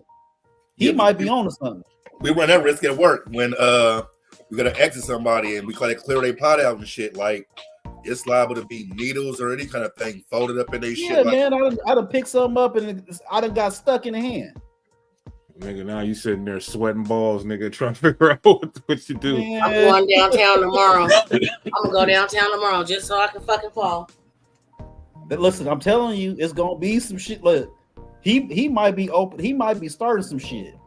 Like, no, but I agree. It's something that hasn't been happening. I mean, and this is what's so crazy is that he's a guy who's done tons of claims or whatever. That name comes up or whatever they're saying, but it's like shit. For just a regular person, like Don said, if you can go downtown and just fall down to that or to whatever, you know, and because of that, because I've had to do that at one point or another within the last few years, you know what I'm saying, or whatever. So, you know, I feel like that. I agree. I mean, more people start doing that. I mean, because there's probably people that have failed and just didn't think nothing of it, just got up and kept pushing. Think about it. If you can sue a motherfucker that own their business, like say, for instance, TB. I was in front of, I went to go to that little school he got on 14. On my way to work, trying to hurry and get in and get out. The sidewalk is lifted, crooked and all that shit. And guess what? I fucking failed, fucked my knees up, had to go to the doctor. You know what I'm saying? I could have easily had a lawsuit and sued this nigga because you ain't fixed your property out in front of your building. Oh, about 10, 15 years ago, my friend of mine, she was walking downtown with some of her friends. They were out on the town, and there was the street. It was something wrong with the city. It was something in the street. There was broken concrete or something or whatever. She fucked her knee up or whatever. She sued him and got like about 15, 20,000. Yeah, you get it. Like I said, you get enough people falling and tripping and things happening. Trust me, they're gonna have to fix it. I mean, they all on public property. You know what I mean? Like you can't be on the sidewalk sleeping. Like you can't do that. Like, so kudos to him, man. Keep suing him. Like on the sidewalk, nigga. How about right in front of the business door, like in the doorway? Oh yeah, right. You can sue him for that too. Yeah, nigga, absolutely. Absolutely, right in the doorway, nigga, and it cuts you out. You're gonna come to open your business. Oh yeah, man. I done slipped. You know, talking about you done said something. I mean, I done slipped and fell into some human shit. You know what I'm saying? Like, oh my god, like it's crazy out here. Oh, I thought I heard somebody snoring. I was like, "What's wrong?" No, that's my dog. I thought I heard that too. Okay, yeah, I was like, "Who's somebody snoring already?" Yeah, I was like, I'm awake. So it's only 9:20. Yeah, no. So, what I was saying. So, they have here a judge sentenced. I don't know if you guys heard this story. This is in Portland too. But judge sentenced former Portland fire and rescue firefighter to 8 years in prison for kidnapping. And so, let me go to the story though, because I think I heard a little bit about the story, but I didn't. Oh, that sounds like you, Ronaldo. I will say. Okay, what kind of dog you got, Jermaine? A little pug? No, a Frenchie. Frenchie, okay. Yep. He got a rich nigga dog. Yeah. Oh, they hear you right now. You know what I'm saying? Thanks. Okay, so hold on. Let me. Jewel is breeding them now too. Who is? Herbert. Oh, is that right? Herbert. Yeah. Is he? He's sentenced to 90 months of correction, followed by 3 years of post-prison supervision. 48-year-old Douglas Berland will spend the next 8 years behind bars for kidnapping 22-year-old Colby Fleischman. In August of 2021, Berland and 2 associates forced Fleischman into a black Range Rover outside of Ruth's Chris Steakhouse in downtown Portland. The men believe Fleischman had stolen tens of thousands of dollars worth of marijuana from a dispensary that Berland owned. The men drove Fleischman to a cannabis farm in Estacada and locked him inside a storage container. An Uber driver witnessed the abduction and notified police. Officers were able to track down Borland and arrest him. Borland was put on administrative leave from Portland Fire and Rescue after the incident and was terminated today after the sentencing. The judge allowed him to say goodbye to his family in the courtroom before being taken into custody. Borland will also serve 3 years of probation after he is released from prison. Christine? If the Philadelphia Eagles stay put at the 22nd overall pick in the 2024 They gave him 8 years. Woo. 8 years, man. But you know what? They gave him respect because he was a firefighter. Nigga, 8 years. Shit, that ain't no respect. That ain't no respect, nigga. What you mean? No. What? As far as let him see his family before he got hauled away. He just got. Man, they was in the courtroom. Kiss, man. Yeah, you get this bitch a kiss, nigga. You're out. You know what I'm saying? Let's go. Come on, we got a ride for you, nigga. Nigga, we got your room and everything. We got a new outfit for you and all that shit. Bro, come check out these new digs. You're gonna be rocking. But it's crazy that they giving him 8 years. What'd you say? Nigga, that's kidnapping. For you. No, I didn't. Okay, so oh yeah. The Gucci slides, nigga. Man, there's people out here that's doing all kind of shit that don't never get no time. And this man got 8 years for that? Yeah, 8 years. That's crazy. Man. But I mean, you kidnap a motherfucker and you put them in a goddamn storage container for God knows how long, because it didn't say. I mean, that shit just sounds fucking crazy to me, nigga. Was he like eating in there? Was they feeding? They might have been feeding him some dog food or something. Sound like, was they making him trim or something? Yeah, plenty of weed. Yeah, he was good. He got trim on his weed. Here it goes. So it says here, Multnomah County offers asylum seekers families tents. Despite the homelessness crisis in Portland, several dozen asylum seekers were seemingly encouraged to join the homeless when a nonprofit funding ran out. So they didn't have no more resources. That's why they was giving them tents. Like, here, man. Well, that's what's happening though, because all that money now is starting to be being allocated towards, immigration and things of that nature. So when you have that, it's all funding from us, from taxpayers. It just depends on the organization too, because they got believe me, they got money, nigga. They just funded some motherfuckers just to build 100 more positives on top of the ones I told you about the last time.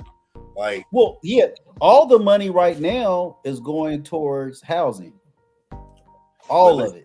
But it's not sustainable housing though. It's just towards fucking like tiny home pods and shit. Like, you know what I'm saying? A lot of them. I mean, I guess a lot of them can be their forever homes. Like a lot of these organizations now aren't requiring anything of the participants. Like they don't ever have to leave. I wonder, how do you sell that? Because you got people, right? Like I ain't gonna take me for instance, but I will. Let's just say like I'm just doing bad and I'm fucked up out here. And like, how fucked up would I have to be to get a free apartment? What's crazy, you know what I mean? Like if that's the new scam, because that's what it is. You don't necessarily have to be fucked up. It's the crazy part about it though, is because like there's a lot of people that are in these pods and shit that have jobs. You know what I'm saying? There's people that like are immigrants and tell you like, yeah, I have money, but I send all my money back home to my country. Like, but you got enough money to take care of me. Like, so that definitely happens, absolutely. To where there's motherfuckers that got jobs $30 an hour, but like I don't want to pay anything, so I'm going to be here. So it's like I just look at that as, I mean, in other countries, and in the Bible it says if you don't work, you don't eat. It says it in the Bible. So about giving people all this free shit and housing and that shit's crazy. So it's like it's telling the working person that you shouldn't, fuck working, just beg. Eventually they gonna give you something.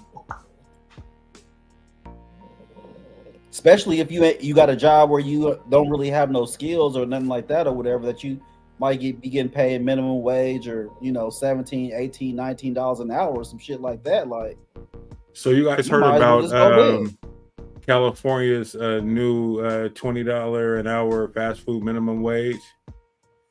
Yeah, but all that's doing is it's just gonna take people out of work. Yep. That's all that is. I thought it was 15, but it's 20 now. No, it's 20. Yeah, it's $20. But what happens is a lot of California businesses.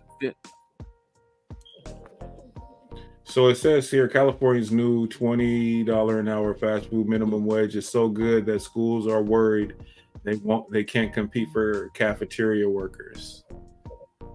Not just that, but like the businesses themselves, though, they got to pass that cost on to the consumer. You know what I'm saying? So now, nigga, a burger meal costs $17. Like, I've seen some of the prices. Yeah, that shit's not going to continue to fly. So it's gonna be that, and also you have these robots at certain fast food places now that are big chains like McDonald's and other places. Man, they flipping fries and doing everything. So check it. It's lost in the hubbub surrounding the California new $20 per hour minimum wage for fast food workers is how the raise could impact public schools, forcing districts to compete with the likes of McDonald's and Wendy's for cafeteria workers amid the state's budget crunch. Well, it ain't gonna be that many jobs available though, because they're gonna start closing them down. Robots, or they're gonna do like the grocery stores where they got 8 fucking aisles, but only 2 of them is open. You know what I'm saying? Right. The minimum wage law, it took effect on Monday, and it guarantees at least $20 per hour for workers at fast food restaurants, restaurant chains with at least 60 locations, with at least 60 locations nationwide. That doesn't include school food service workers, historically some of the lowest paid workers in public education. They're finna overwork them kids, bro. Like, I mean, even now, like if you go to fucking like McDonald's or Wendy's and shit, like that's why they have hours now. It used to be you can go get a burger or whatever whenever you want to, but like now, you know what I'm saying, they got the breakfast time, and then you gotta wait until a certain time because you don't have enough employees as it is. You know what I'm saying? There's times where they can't even run the fucking drive-through. Excuse me, they can't even run the inside. It's like drive-through only. You can't even come inside because we don't got enough fucking staff in here. Yeah. That's right. That all started with the COVID shit. And so then you raise these fucking wages, and then you cut down fucking your staffing on top of that. Like the humans that are there are going to be fucking overworked. Absolutely, because as a business owner, all you worried about is the bottom line. So you don't care how you get there. Part of it is that it ain't even kids working in the fast food. It's motherfuckers our age working in there. Yeah, that's what it used to be. You know, no, it's like that right now. Stuff. No, I'm saying it used to be jobs for like young people, and things like that in high school and stuff. But the thing is that it's I mean, they'll do it until, like they said, the businesses are gonna cut costs. Is it gonna really be worth it to pay, to have a restaurant in the state of California? It would be the question I would have. I'm like, I'm not paying them for that. They're gonna have robots. You gonna raise your prices.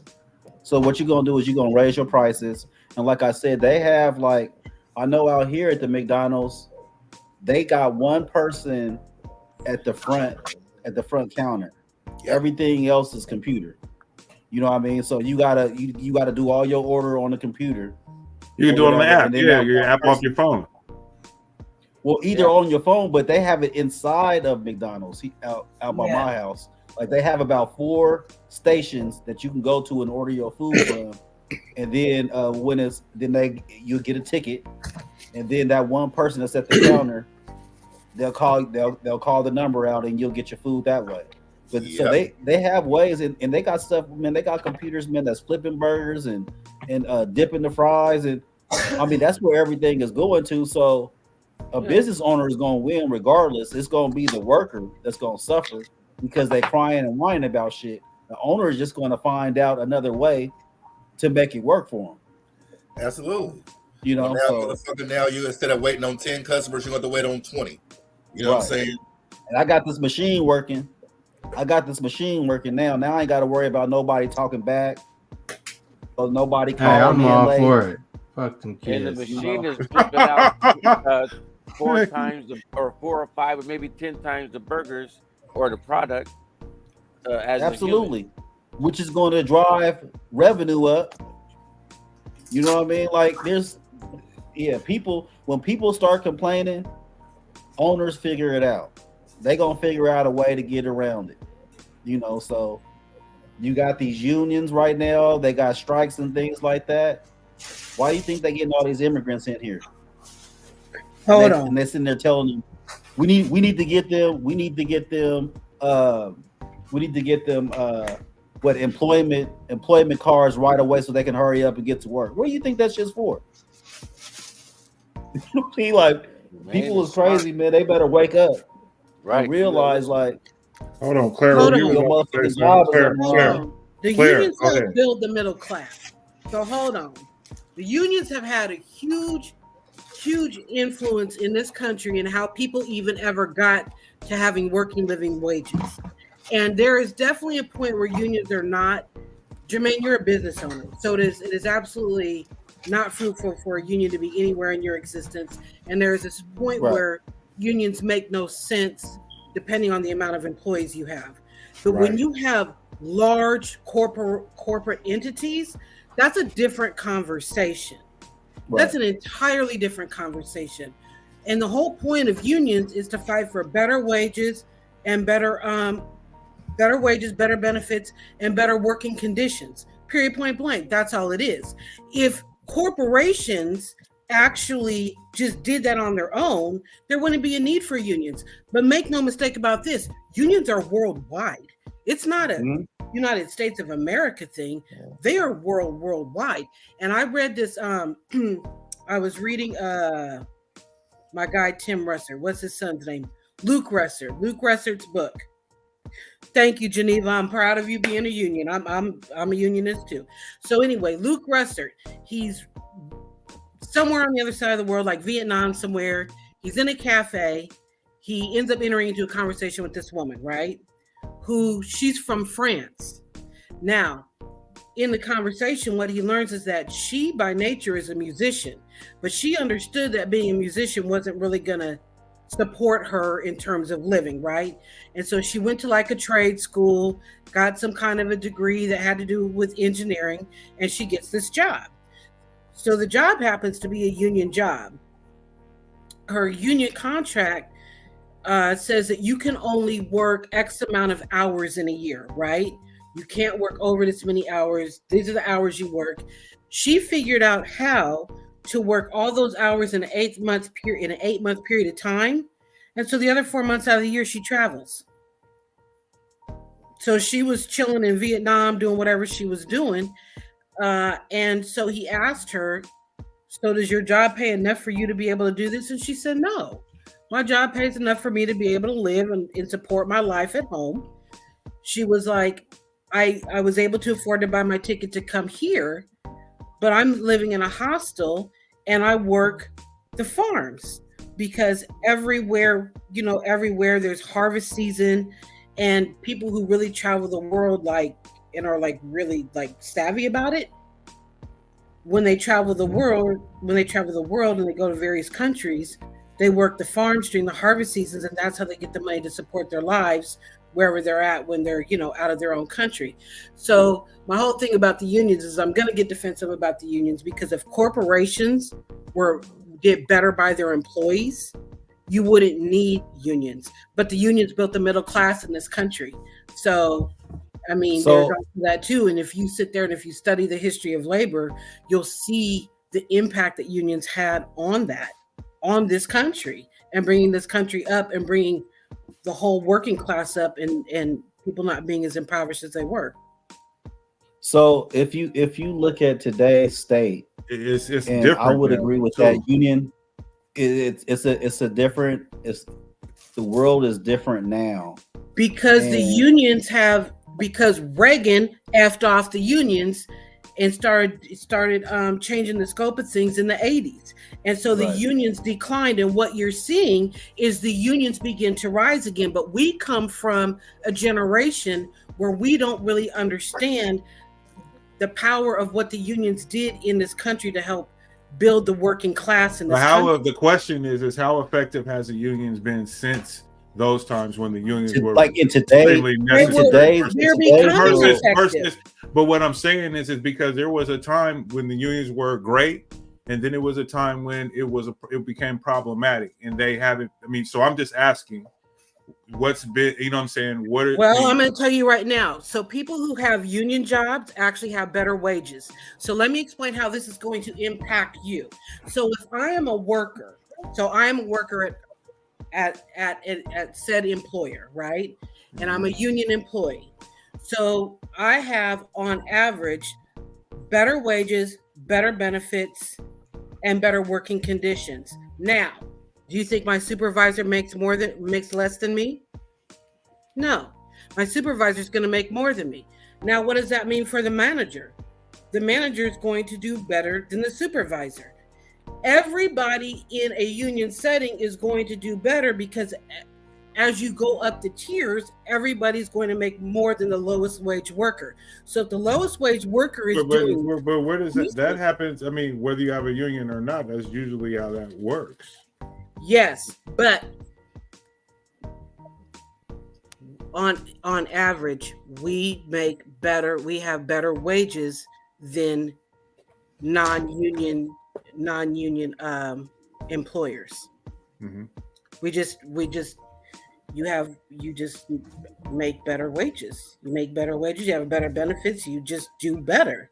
I mean, in my reality, I was able to work a 32, 33-hour week, come home, raise my children, not have after-school childcare, and I paid off all my debt and inadvertently was able to buy a house, having a union job. I wasn't going to make that working at the employer you and I used to work at, right? I was going to make that in a small business. Yeah.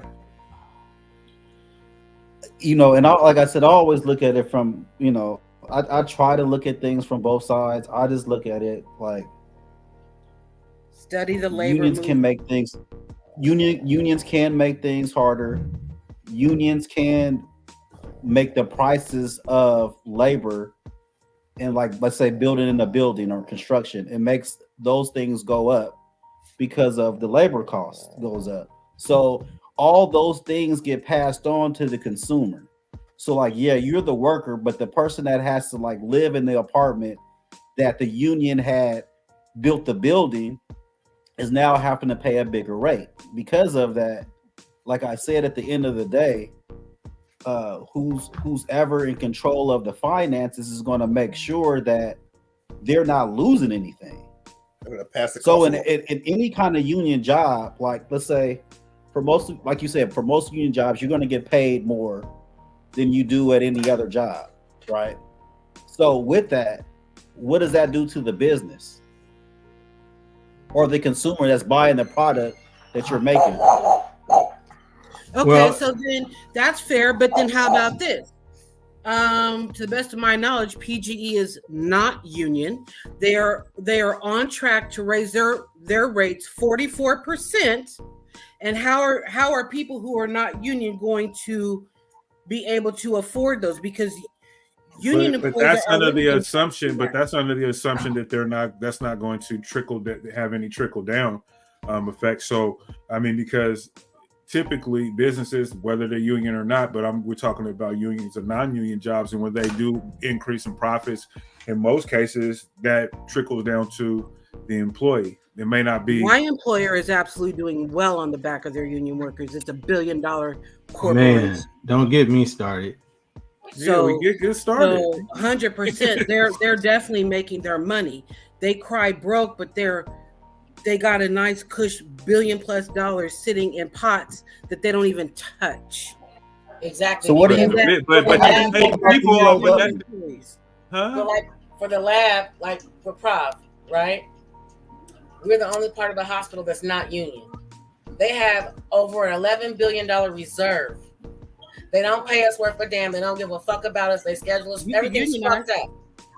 But the nurses, and everybody else in the hospital is union, except for us. But we bring in the most revenue. It's on your union card. We bring in 80% of the revenue for Providence, the lab. That's even after we sold our outpatient lab to LabCorp. It's America. But we're not union.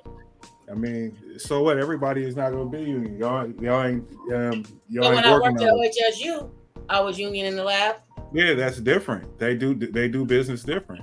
Every business ain't gonna have the same model, and that's why you have open opportunity to go find a place to work at like that, versus complaining or fucking about not getting acceptable wages. You know, if that's going to be the cure to this, you know, because union jobs ain't easy to get. Well, and as an employer, it's hard to fire a union person. You got to go through all kind of shit. Like, hey, it ain't hard. Because you have a contract. Yeah, it is. No, it ain't. They got. So as y'all all know, contract you sign.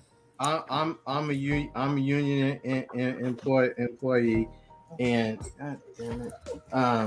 And so when you get a union worker, yeah, you're gonna get better shit. You're gonna get quality work done. So I've been at Intel, you know, for about 8 years now, and they went cheap and they tried to hire non-union guys, right? Well, non-union guys don't do the shit that we do. We make shit got to be plumb, level, and square. When we got out there, man, shit was crooked as a motherfucker, right? And they wanted us to fix it. You got to pay for that shit, right? And you know, is people need to better. If you want to better yourself, go to the trade, right? Like we doing an opening. You know how many? Right. You know how many young individuals that have said, "Hey, Uncle Ivory, can't I want to get in?" None, because these motherfuckers is lazy. Motherfuckers don't want to do shit. You know what I'm saying? I agree. So I don't feel sorry for none of them motherfuckers. But and then here's the other thing too. So we just got a $3 raise, right? April 1st. Well, for me, that shit gone. I mean, when the utilities and all that shit went up, bro, that shit gone. And our contract, we was already I think 8% behind inflation. You see what I'm saying? So we playing catch up. And then when we go to the bargaining board, oh man, that's too much money. Well, what the fuck you mean? You just grossed $300 and something million. Come on. You see what I'm saying? Absolutely. And so as far as it they're like, hold on a minute, quick count my pocket. Look. Hey, well, the thing is the hey, motherfucker, team, if we stop working, guess what? We're shutting you down. Nigga, we won't have no goddamn podcast because won't be no motherfucking chips for the phone and the computer and the motherfucking battery powered car your ass drive, nigga. Your ass be on the goddamn bus. And listen, you know what?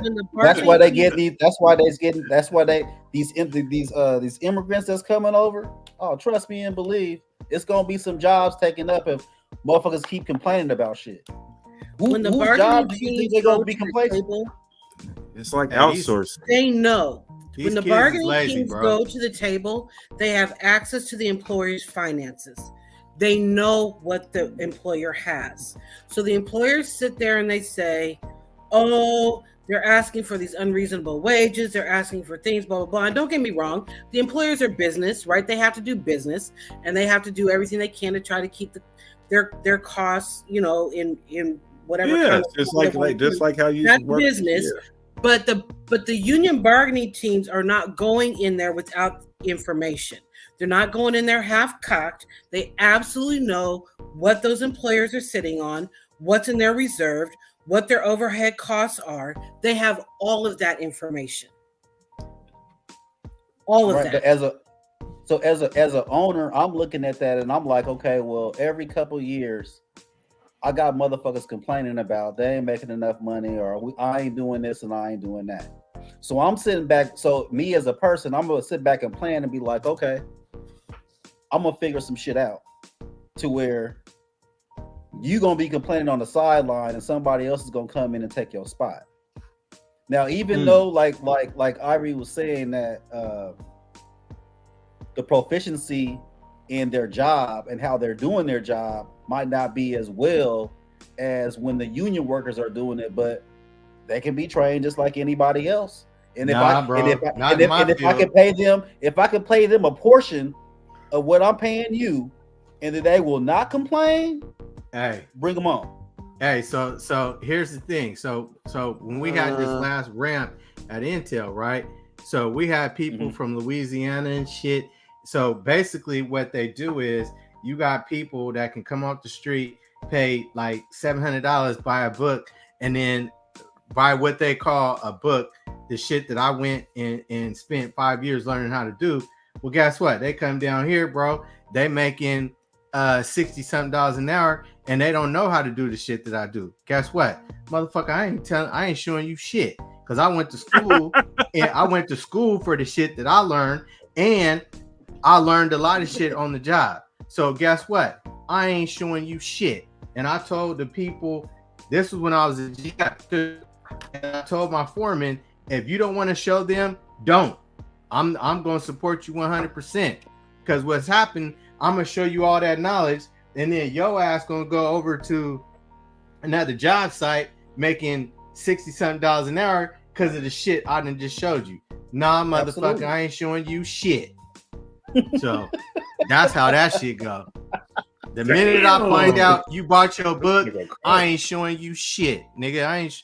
You better get a wrench and tighten bolts. That's it. You said you got to get out the mud like you did, nigga. Hell no. I feel you on that, Scooty. I do. But but why do you think they're wanting all these immigrants in here? That's what I'm saying. It's, you know what I mean. It's those, not per se your job per se. I get right. There's a lot of other jobs that they do that they do it in mafia, especially right now in medical billing. Going on right strike now, and all that shit. The person feels like, oh yeah, we're gonna bring them in. Nurses and shit ain't out. I'm saying they outsourcing on business. I mean, in the business office, like back office type jobs and shit like that. They outsourcing fucking to different countries and shit like that. And they're doing. And what we're finding is that they actually do a better job. They're more proficient. They follow the processes, and they have high quality. You know what I'm saying? And so, like with them companies, they can go. They're doing it. Peace Health. I mean, they're hiring. They're getting outsourced people to do some of these billing jobs that they sitting there chasing their tail, consistently trying to train people and figure out all these ways to to get a better productivity, yeah, out of them. And then you go and you get these guys that don't even speak English as a second language, and then they come in and they do impeccable work. It's crazy. You know what I'm saying? And they're not reopening positions when they close. You know what I'm saying? Motherfucker leave. They just we don't need that no more. And a lot of that's happening too. And it's happening in the medical field like heavy. That's what I'm saying. That's what I'm saying. It's affecting my company. You know what I mean? So that's what I'm saying. Owners are always going to find alternatives if their employees want to keep complaining. Like that's just a fact.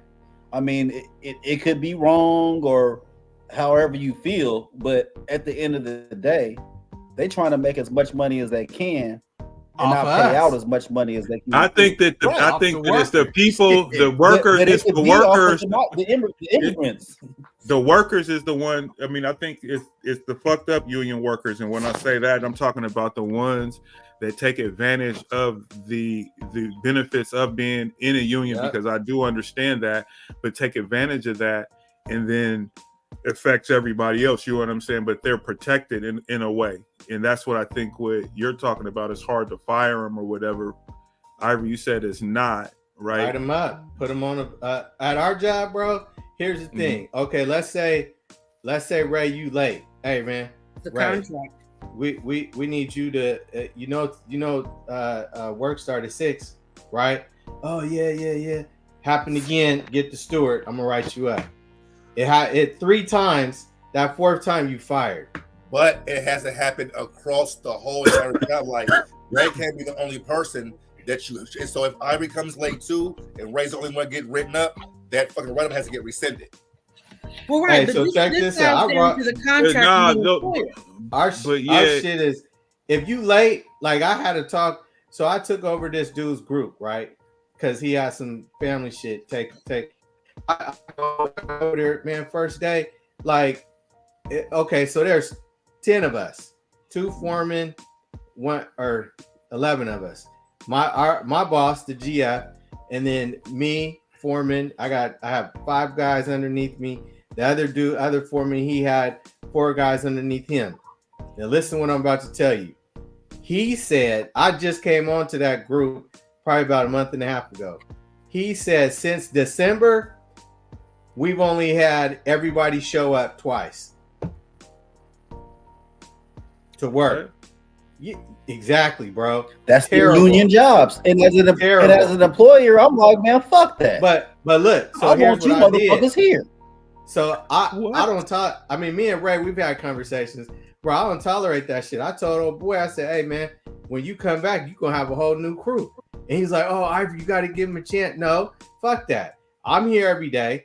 I start at 6 o'clock. I leave at 4:05. Okay. Now, if you can't do that, I'm gonna get rid of your ass. So guess what? Yeah, I told my boss the same thing, right? I said, listen, I said, if you doing my job, what the fuck you need me for? Okay. Vice versa. So I tell he talked to him. He said, hey, look, any unexcused absence, you getting written up. You goddamn right. Right. I ain't playing that shit, bro, because there's shit that, like, if Ray tell me, if Ray's my boss and we got a job to do, I'm looking at the calendar. I know we got a certain time to get this shit done, right? Right. If Jermaine ain't showing up, hey man, Jermaine, I need to even if you my partner, hey man, I need to holler at you, bro. This late shit that you got going on, man, that shit ain't gonna work. And I had a steward, because the steward know too. You know, look, I don't fuck around. I'll write your ass up. Don't give a fuck. What's the best way for me to say that so I don't get the hall in trouble, me in trouble, and I try not to cuss. You know, shit. I'm a stickler on that. And do you know nobody on my team, bro, was not even 1 fucking minute late for clocking in or coming back for their fucking breaks and shit. None of them. Because if I don't meet my deadline, or I'm complaining to Ray, well, because I did this once before when I was a GF to the superintendent. I said, man, I was just upset. He's like, Ivory, okay, I understand you're upset. What did you do about it? I was quiet, just like y'all motherfuckers quiet, just like that. And he said, after that, hey, no more. I understood what the fuck you was saying. I set the line. You cross the line, and there's always going to be that one individual that will test you to see, man, smoked his ass like a goddamn joint, nigga. Well, I mean, that's just a sign of you guys being good managers. You know what I mean? And it's like your team is only going to be as strong as the leader.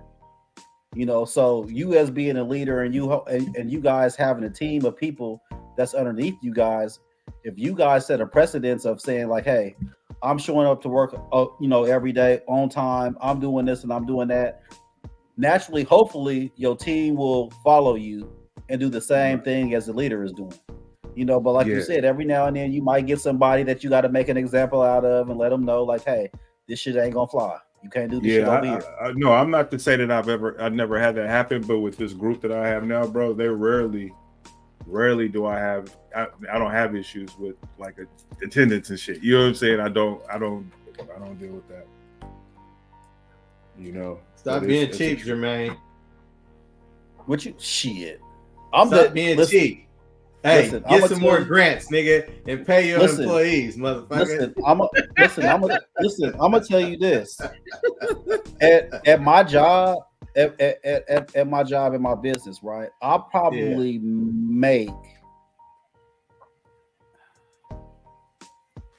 out of full-time employees, I'm the second lowest salary in my job. I don't make the most at my job. There's other people that make. And it's just because I understand how.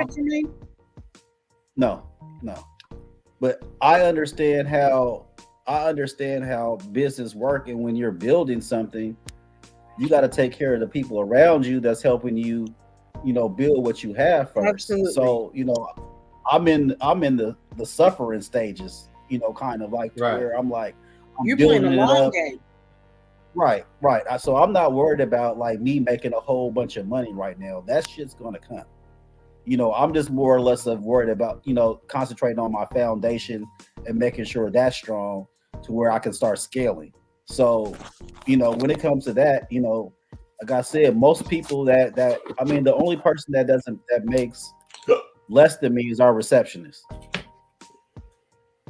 So I don't mind paying people. I don't have that problem. If you making me, I'm the kind of owner. If you making me a lot of money, I want to pay you right because I need you to stay because you're an asset. You want them to stay. You're an asset. You know what I mean? So I look at it that way.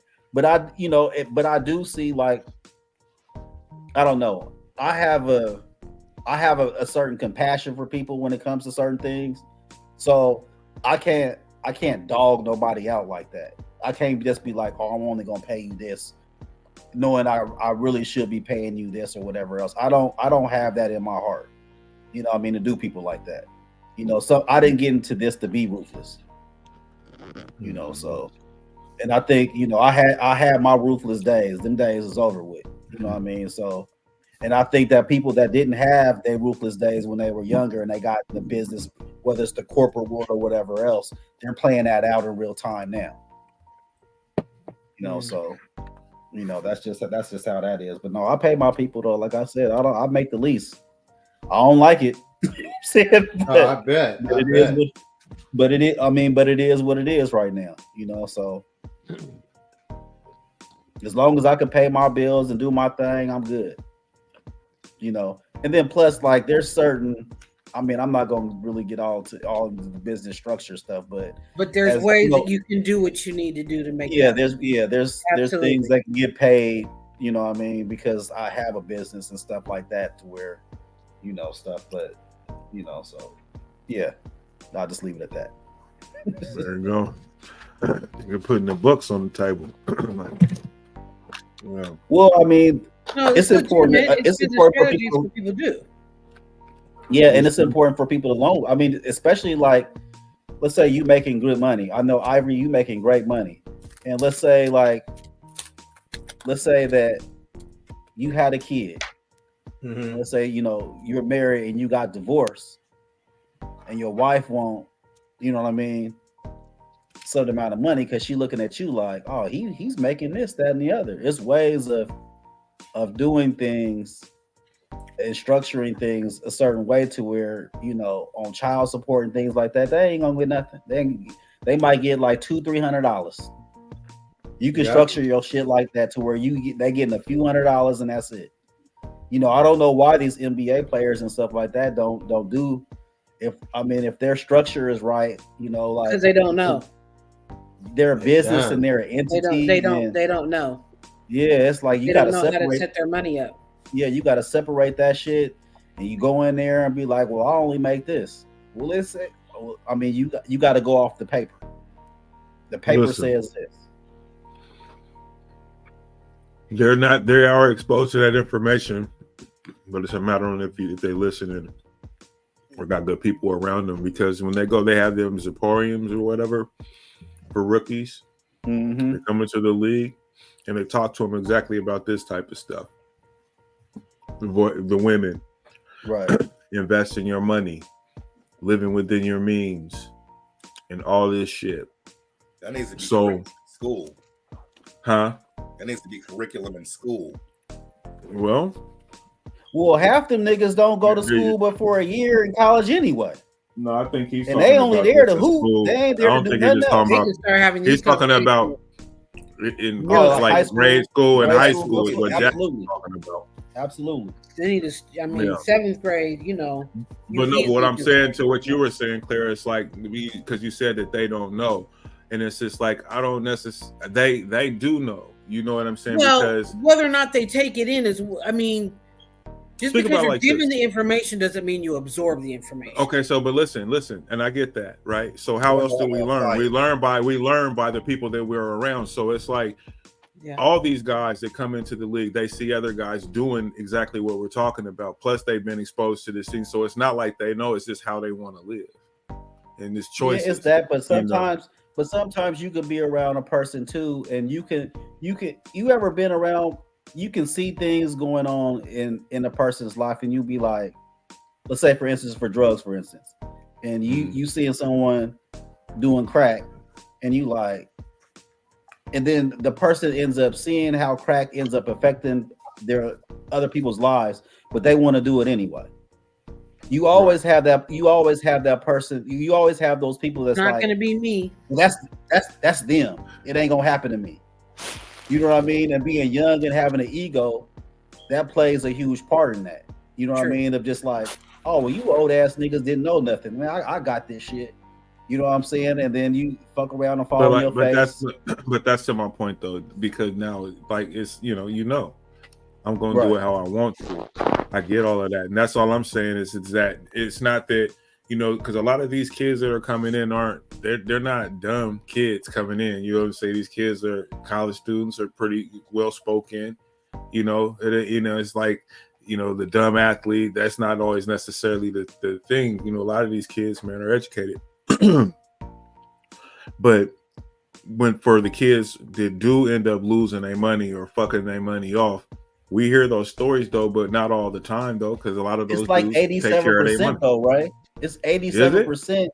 Yes, of them niggas lose all their money within like 6-7 years of leaving the NFL, whatever professional sport that they was playing in. That's their fault, bro.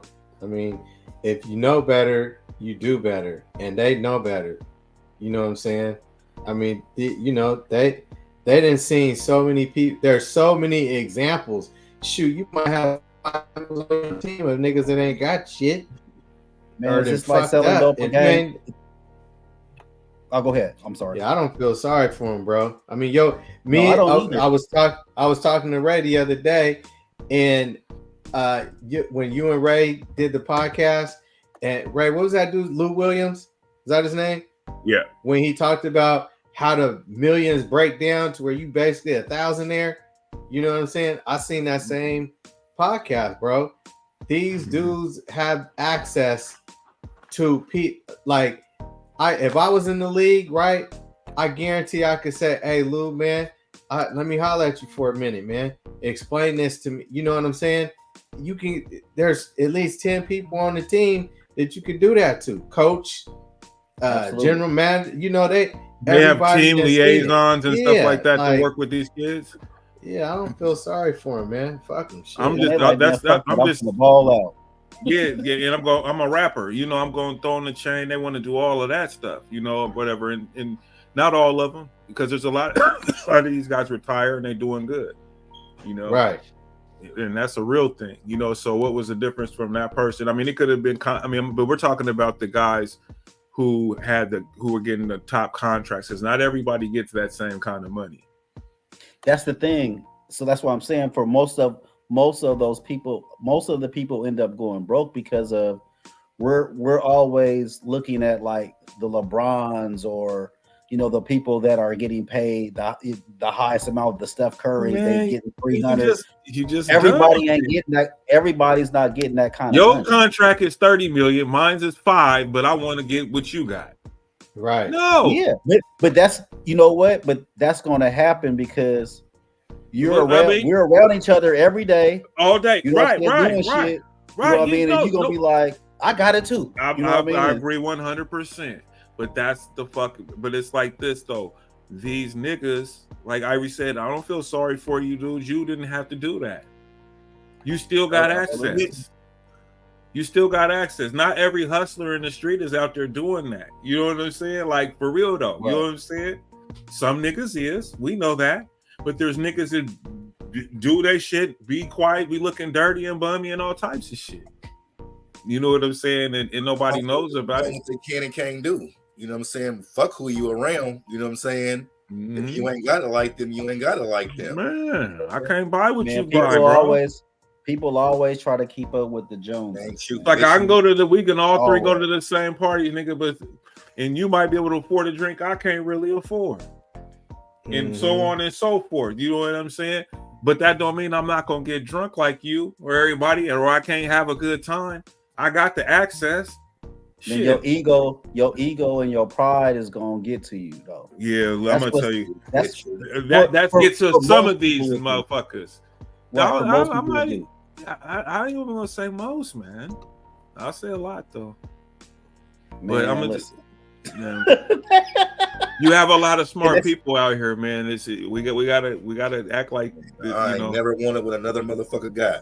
Like, nigga, that's, I mean, if you have 87% of athletes going broke within 6 or 7 years, I would have to see those numbers because that's I'm telling you, it's high. crazy. I could see like 40, or something like that. I believe it. It's crazy, bro. 7%. Bro, they're not going to college. They're not going to college for education, right? They're going to college. What does the education have to do with anything? Well, the education piece means is that you're going to be educated on literacy, finance, even though you have access to analysts and tax preparers and all this other kind of stuff or whatever. Like, you have to do your own due diligence. Like Claire was saying, you can get information. You can right. You can get information, and you just might not be ready to receive it at that point in time. You ain't ready to receive it. You're not ready to receive it until you go broke, or you starting to go broke, and then now you start paying attention to shit. You're like, oh, hold on a minute, I could do what, this, that, and the other, and by then it's damn near too late because you didn't put yourself in a lifestyle that you can't afford. And some things just don't click. Choices though. You know goddamn well how money works and how it goes. And if you spend a lot of these niggas ain't bright, man. They just can bounce a basketball or catch a ball. You ain't doing that but playing with a ball, nigga. Like, you know what I'm saying? Like, and playing well. All you doing. Like, you might be big and strong, but you're still playing with a ball. You ain't using your brain for nothing. Damn it. That's ridiculous. You didn't have to earn your money the real way like most people have to earn it. Well, yeah. You earned because you earned your shit through bouncing a ball or kicking something that a lot of us can't do, right? And we watch, it's entertainment, right? But most successful people, their journey is a lot longer and it's a lot harder than off of this just your talent. Well, that's something different. And then your talent, and then you age out too, or you get hurt. Yeah, I mean, if you going into this shit and you're not smart enough to understand that you're gonna get old one day, you know what I'm saying? And you're going into this just with this bliss. You see it happen all the time. Jordan still will be playing it, so I mean, you gotta have, you know what I'm saying? So you go in, in this shit. You know what I'm saying? If you don't, that's too bad. Like you young, yes, they do. When you in the pros, when you are at that level, yes, you do. Right. You cannot right. You're 21, 22 years old. Listen, you are super, super smart. And you surround yourself, your closest friends are super smart. That doesn't make that the average person in the league or outside the league on that level. Okay, so Ray. Okay, go. So what so look at it. So look at it this way, right? So you went to college, right? And you was playing football, right? Okay. And you was on the football team. When you were coming home on the weekends, what were you doing? How was your behavior? Was your behavior? Was your behavior? And you knew better. You knew better. You knew what you should have been doing. But yeah. Your ego, and you just wanted to do what you wanted to do. It's the same. It's no different than anybody else. You know what I'm saying? Like, and you're smart. You should have been hanging around niggas. You know what I mean? Like, you should have been, doing some other shit, but you wanted to do it anyway. Like, we all fall victim to that in some way. You know what I mean? So they ain't no different. The only difference with them is that they just getting paid millions of dollars. But the mistakes are still there, just because that's what I'm saying. They didn't have to get educated to get that money like most people do. They just had to play a sport, and that was it. So there was no educational piece behind that.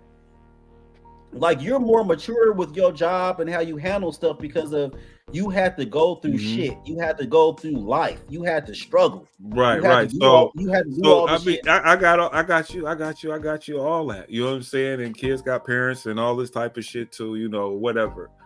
Kids gonna make certain decisions and all of that type of shit. But ultimately, man, it's either you figure it out or not, no matter what.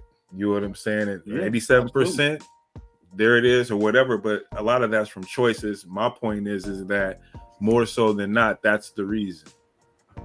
Oh, that's it's bad choices. It's horrible. It's horrible choices. What they say, the average NFL player is in the league for what, 3 years? 3 or 4 years. Average. The average. Mm-hmm. So if you freshly get in the NFL like right away, But see, you say broke though. Hold on though, because we're talking about being broke though. So are we talking about the stars that make the big money? You know what I'm saying? Because if you play in the league, the assumption is that you're making millions of dollars playing football, but that's not necessarily true. Motherfuckers be making 300,000, 400, 500,000, or whatever a year. And so then when they get done playing, and then they have to go get a job or whatever, because that's what it is. You dig what I'm saying? It's like, so are we talking about these people? You know what I'm saying? Or are they really broke? Or are we talking about somebody who gets a $300 million contract and like Antoine Walker or whatever his name was or whatever? 80 million. He got like 80 million or whatever. And then he was broke. You know what I'm saying? Mm-hmm. Now, that's what I mean, because I don't think you can compare the two things. You dig what I'm saying? Is what I mean, I will say this: if I'm making $500,000 a year, I'm happy for 3-4 years. Mm-hmm. I shouldn't be broke ever. Yeah, but what I'm saying I is I don't think this is really about that. I think that's about high contract players. They have the money. You know what I mean? They were actually, that had multi-million-dollar deals and stuff that lost that kind of money, and now they're broke. I think that would be the story versus, these guys who play and they weren't necessarily top-tier players, but they were good enough to play in the league and make, a decent living. You know what I'm saying? And then be able to transition to working regular jobs, because there's tons of those guys that do that every day. They churn out of the league. You know what I'm saying? And are working regular jobs now. You know what I'm saying? Not necessarily broke, but got a little bit of change or whatever, or they set up cool, that type of shit. You know what I mean? Well, yeah, I mean, I believe that you always should be working regardless of what, whether you working for yourself or you working for somebody else, you need to always be working. Just because you got some money or something like that, that don't mean you quit working. Shit, that's a recipe for being broke too. So. Well, nigga. Yes, it is. If I win, guess what's gonna happen? I ain't working. We gonna get more than a sandwich. I mean, y'all gonna get more than a sandwich, but I'm gonna tell you like this though. Fuck what this nigga talking about. I'm not. I mean, I'd work at my job maybe for 90 days. You don't have to, because you're not gonna be obvious. I mean, you're right. Yeah, I mean, ultimately you're right, because I mean, whether it be you can't hide it. You can't hide the money. Man, I travel. That nigga might come through with a 2024 Camaro. You know what I'm saying? Like, he ain't gonna be able to hide it. Yeah, nah. Oh, listen to it. He said he gonna come out there in 2024 coming. Hey man, I'm telling you, you ain't gonna be able to hide it. V12 in him and all that. Listen, it's crazy. You ain't gonna be able to hide it, man. Nigga, big ass chains and shit like nigga, like ooh. Yeah. That's personalized just the nigger in me. It's the nigger in me, I guess. Oh man, I kid, but I don't care. Yeah, no, man, I don't know. I don't know. I just don't. I'm with Ivory. I don't have no sympathy, but I do understand certain circumstances and how you can fuck your money off. I get all of that. Mm-hmm. I'm just saying that, you know, in my opinion, with so many, you know, like I said, financial things around you, and you when you go into like the NBA, especially because guaranteed money, that you wouldn't figure something out. Even if you wanted to be a rapper and sell mixtapes. I mean, motherfucker, figure it out, bro. Like, line it up. You know what I'm saying? What are you doing out here? You get stuck because at a short period of time, like where most people are trying to figure out life, you are at the pinnacle and you're making all of this money that people normally dream about. And you're not, and your brain is not, you're not all the way developed all the way to be able to. But to me, if you come from poor, I mean, and not all these kids are coming from poor. They got families and stuff like that. You know what I mean? You gonna want to buy all your friends' cars. Man, I want to make sure my mama, this person is set up with a house. Yeah, but you set up your family and shit, but you try to buy all your friend cars and all that. That's shit. where your $500,000 a year goes, though. Yeah. That's what I'm saying. That's why you hope.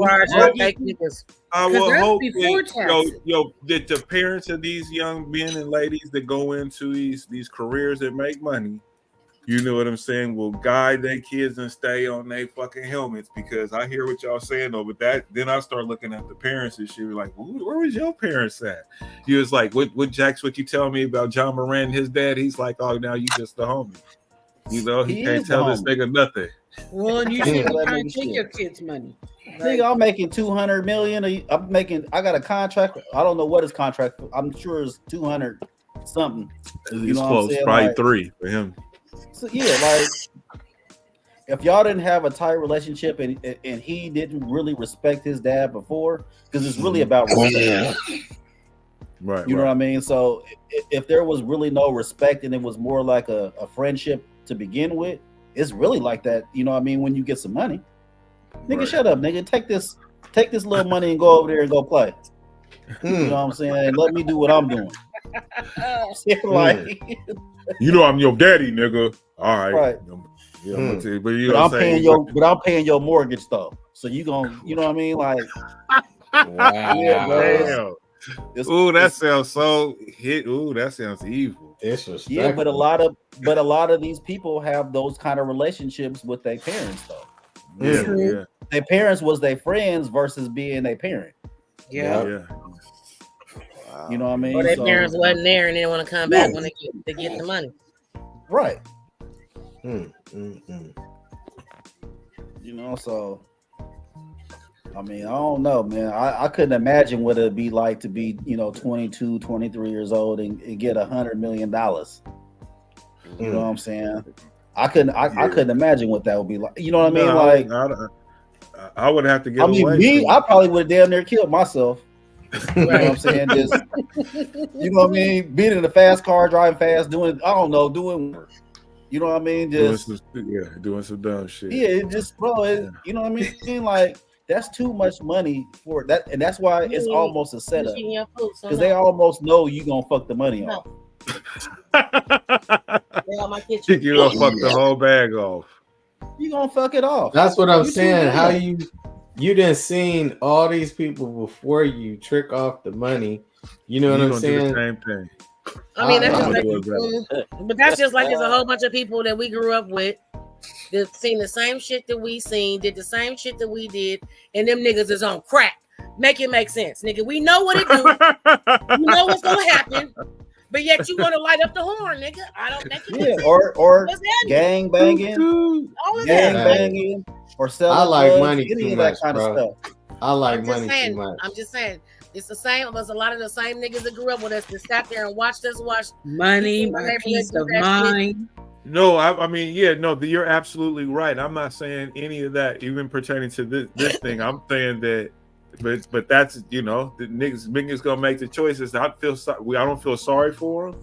I mean, they have an opportunity that a lot of people don't get. Jermaine, we talked about the numbers and what it takes to make it into the league when there's 300 plus college basketball teams and it's 500 fucking NBA spots. You know, man, everybody got the same motherfucking dream growing up as playing sports, some kind of sports. And then at some point in time in their life, they realize it ain't gonna fucking work. It ain't gonna happen for them. You know what I mean? So you got more adult men out there looking to be the next LeBron James, Kobe Bryant, or whoever the fuck else, and it's just not reality. That's not reality. Like Ivory was saying, what's reality is going to someone like Ivory and saying, "Hey man, can you help guide me in this field so I can make some money? You know, doing this, that, and the other." You'll be more successful taking that route than trying to go play some sports or being a rapper or being a singer or, you know, doing some shit like that. Like, that is the lottery. They don't even want to do it, bro. I already know. That's the lottery. When you make it in them, like, entertainment, in any kind of entertainment, you didn't hit the lottery. But the cool thing about it is that a lot of these people that make it in these industries and stuff like that, whether it's singing, rapping, or whatever, acting, but they be working jobs. You know what I'm saying? Yeah. Paying bills and shit and They get a be break. broke. You know what I'm saying? They be, you know, struggling and shit. You know what I'm saying? But they don't. The difference is giving up everything to chase that dream when you chasing that lottery ticket. Because you got to survive and you got to be established. You have to establish yourself because, like we talked about, worrying about injuries and stuff like that. If you know what I'm saying, if you're smart, you don't want to get caught up to where you ain't got nothing. Well, that's just like, I was watching a video yesterday with John Witherspoon, and he was talking about how when they made Friday, the first one, you know what I'm saying, Centerline, whatever that is, came to Ice Cube and was like, "Oh, well, you know, you don't want to spend your own money out of your pocket for, you know, the $2 million budget. You know, let us pay for that." And because they didn't think it was going to make no money or whatever. I want to spend my own money. But what I'm saying is that John Witherspoon said that everybody on that cast only got like $5,000. Of course, Q made more because it was his script, it was his movie, whatever, whatnot. But they only made like $5,000. So you know what I'm saying. So of course, because they had asked him about Chris Tucker, he's like, "Well, of course, he over there making $200 million with Jackie Chan. Why the fuck would he come back and do it next Friday?" I mean, like, no, he had did The Fifth Element with Bruce Willis. He did. That was a big movie though. But he was making all this big money instead of that little 5,000. And so he was in they wanted him to come back, and then of course his little religious spout that he went through when the pastors told him he can't be on TV smoking weed. Like, are they gonna pay you some money? But you know, the point is like John Witherspoon was like, a lot of people without that movie to this day is making money, and they still will never see what they were supposed to get from that first Friday. You know what I mean? But then, well, after that, the second one they was getting like 200,000, something like that, 300, and then like this must have been right before he died because they was like, "Well, are you gonna be in the last and you know the final Friday or whatever?" And he was like, "Hell yeah!" He said, "I got to get that coin. You know, I got to get that coin." But, you know what I'm saying? The point is, the point is like, you know what I'm saying, everybody ain't making big money just because they in a big hit movie. That movie, that they didn't think that movie was gonna do it. They thought it was gonna flop. Centerline didn't think so. That's why they offered to put that money out there. And they made over. Did nobody know who any of? So they all were new. So it's just like us having a casting call and us having all of our friends get together and we gonna make a movie, right? And make it hit. You know, we can make a good movie with the fuckery we got. Right. Let's say Ivory put up the money. Let's say Ivory put up the money, right? For the movie or whatever, right? And let's say like, okay, well, man, I can't pay y'all much, man, but you know, I'm gonna give y'all each, you know, 3,500 or 5 racks. You know what I'm saying? Some shit like that, right? And we you hear me, Jermaine? No, what'd you say? I said I'm gonna hit y'all up with the Jermaine pack. Ain't that a bitch?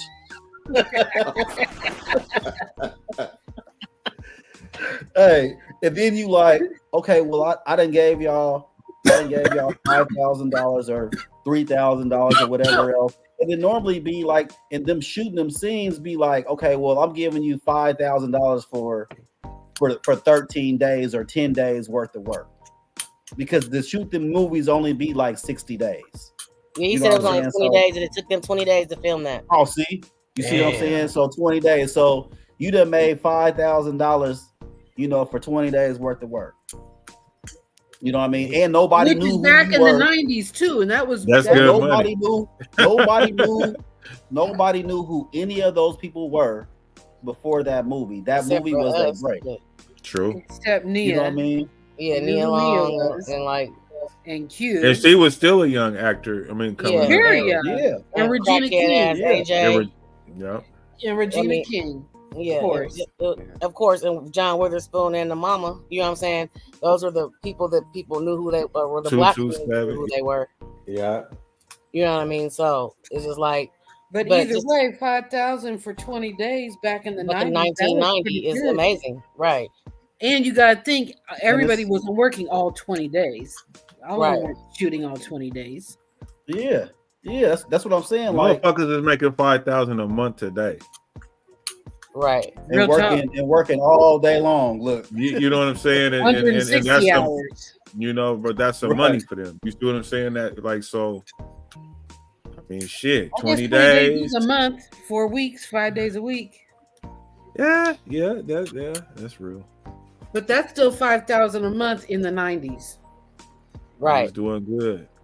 He was and doing everybody real good. was. John Witherspoon said, "I paid up my rent." He said, "I paid up my rent. I paid up months in advance. For however long." He said, "Back then, you know what I'm saying? I paid up all my rent. I had all the little money left over." He said, "Yeah, I was doing good." I said, "Shit." He was doing all that shit, and so. Did you go see him live, Don? Huh? Did you go see him live? No, I missed it. Fuck. Cause I seen me and my wife. We seen them live here, and he was telling that same story that you telling right now. Yeah. Was talking, somebody asked John Witherspoon. Oh. Yeah, that nigga's He funny. said we ad-libbed the whole movie. He said tenderoni, macaroni. He said all that shit. We ad-libbed everything. He said what? He said so we went off the script, but it was so easy to ad-lib, and everybody was comedians. He said shit. We taped some 3 or 4 times different ways to say it, and we picked the best part that we liked the most, and we went with that. He said this was before Cat Williams and anybody was in Friday. It was just he's like Chris Tucker and he said all them, of course. He said He said we they did damn that. near just did some improv. They just did some improv, made a movie out of it, and got on the block. Just and it hit on the block. Just imagine if we would have made a movie on the block back in the day. Oh my god! And we are at 150 minutes. 150 minutes, 2.5 hours. All right. Well, ladies and gentlemen, thank you for joining the PDXDOPE Live podcast. That's a cut. Right. And we're out.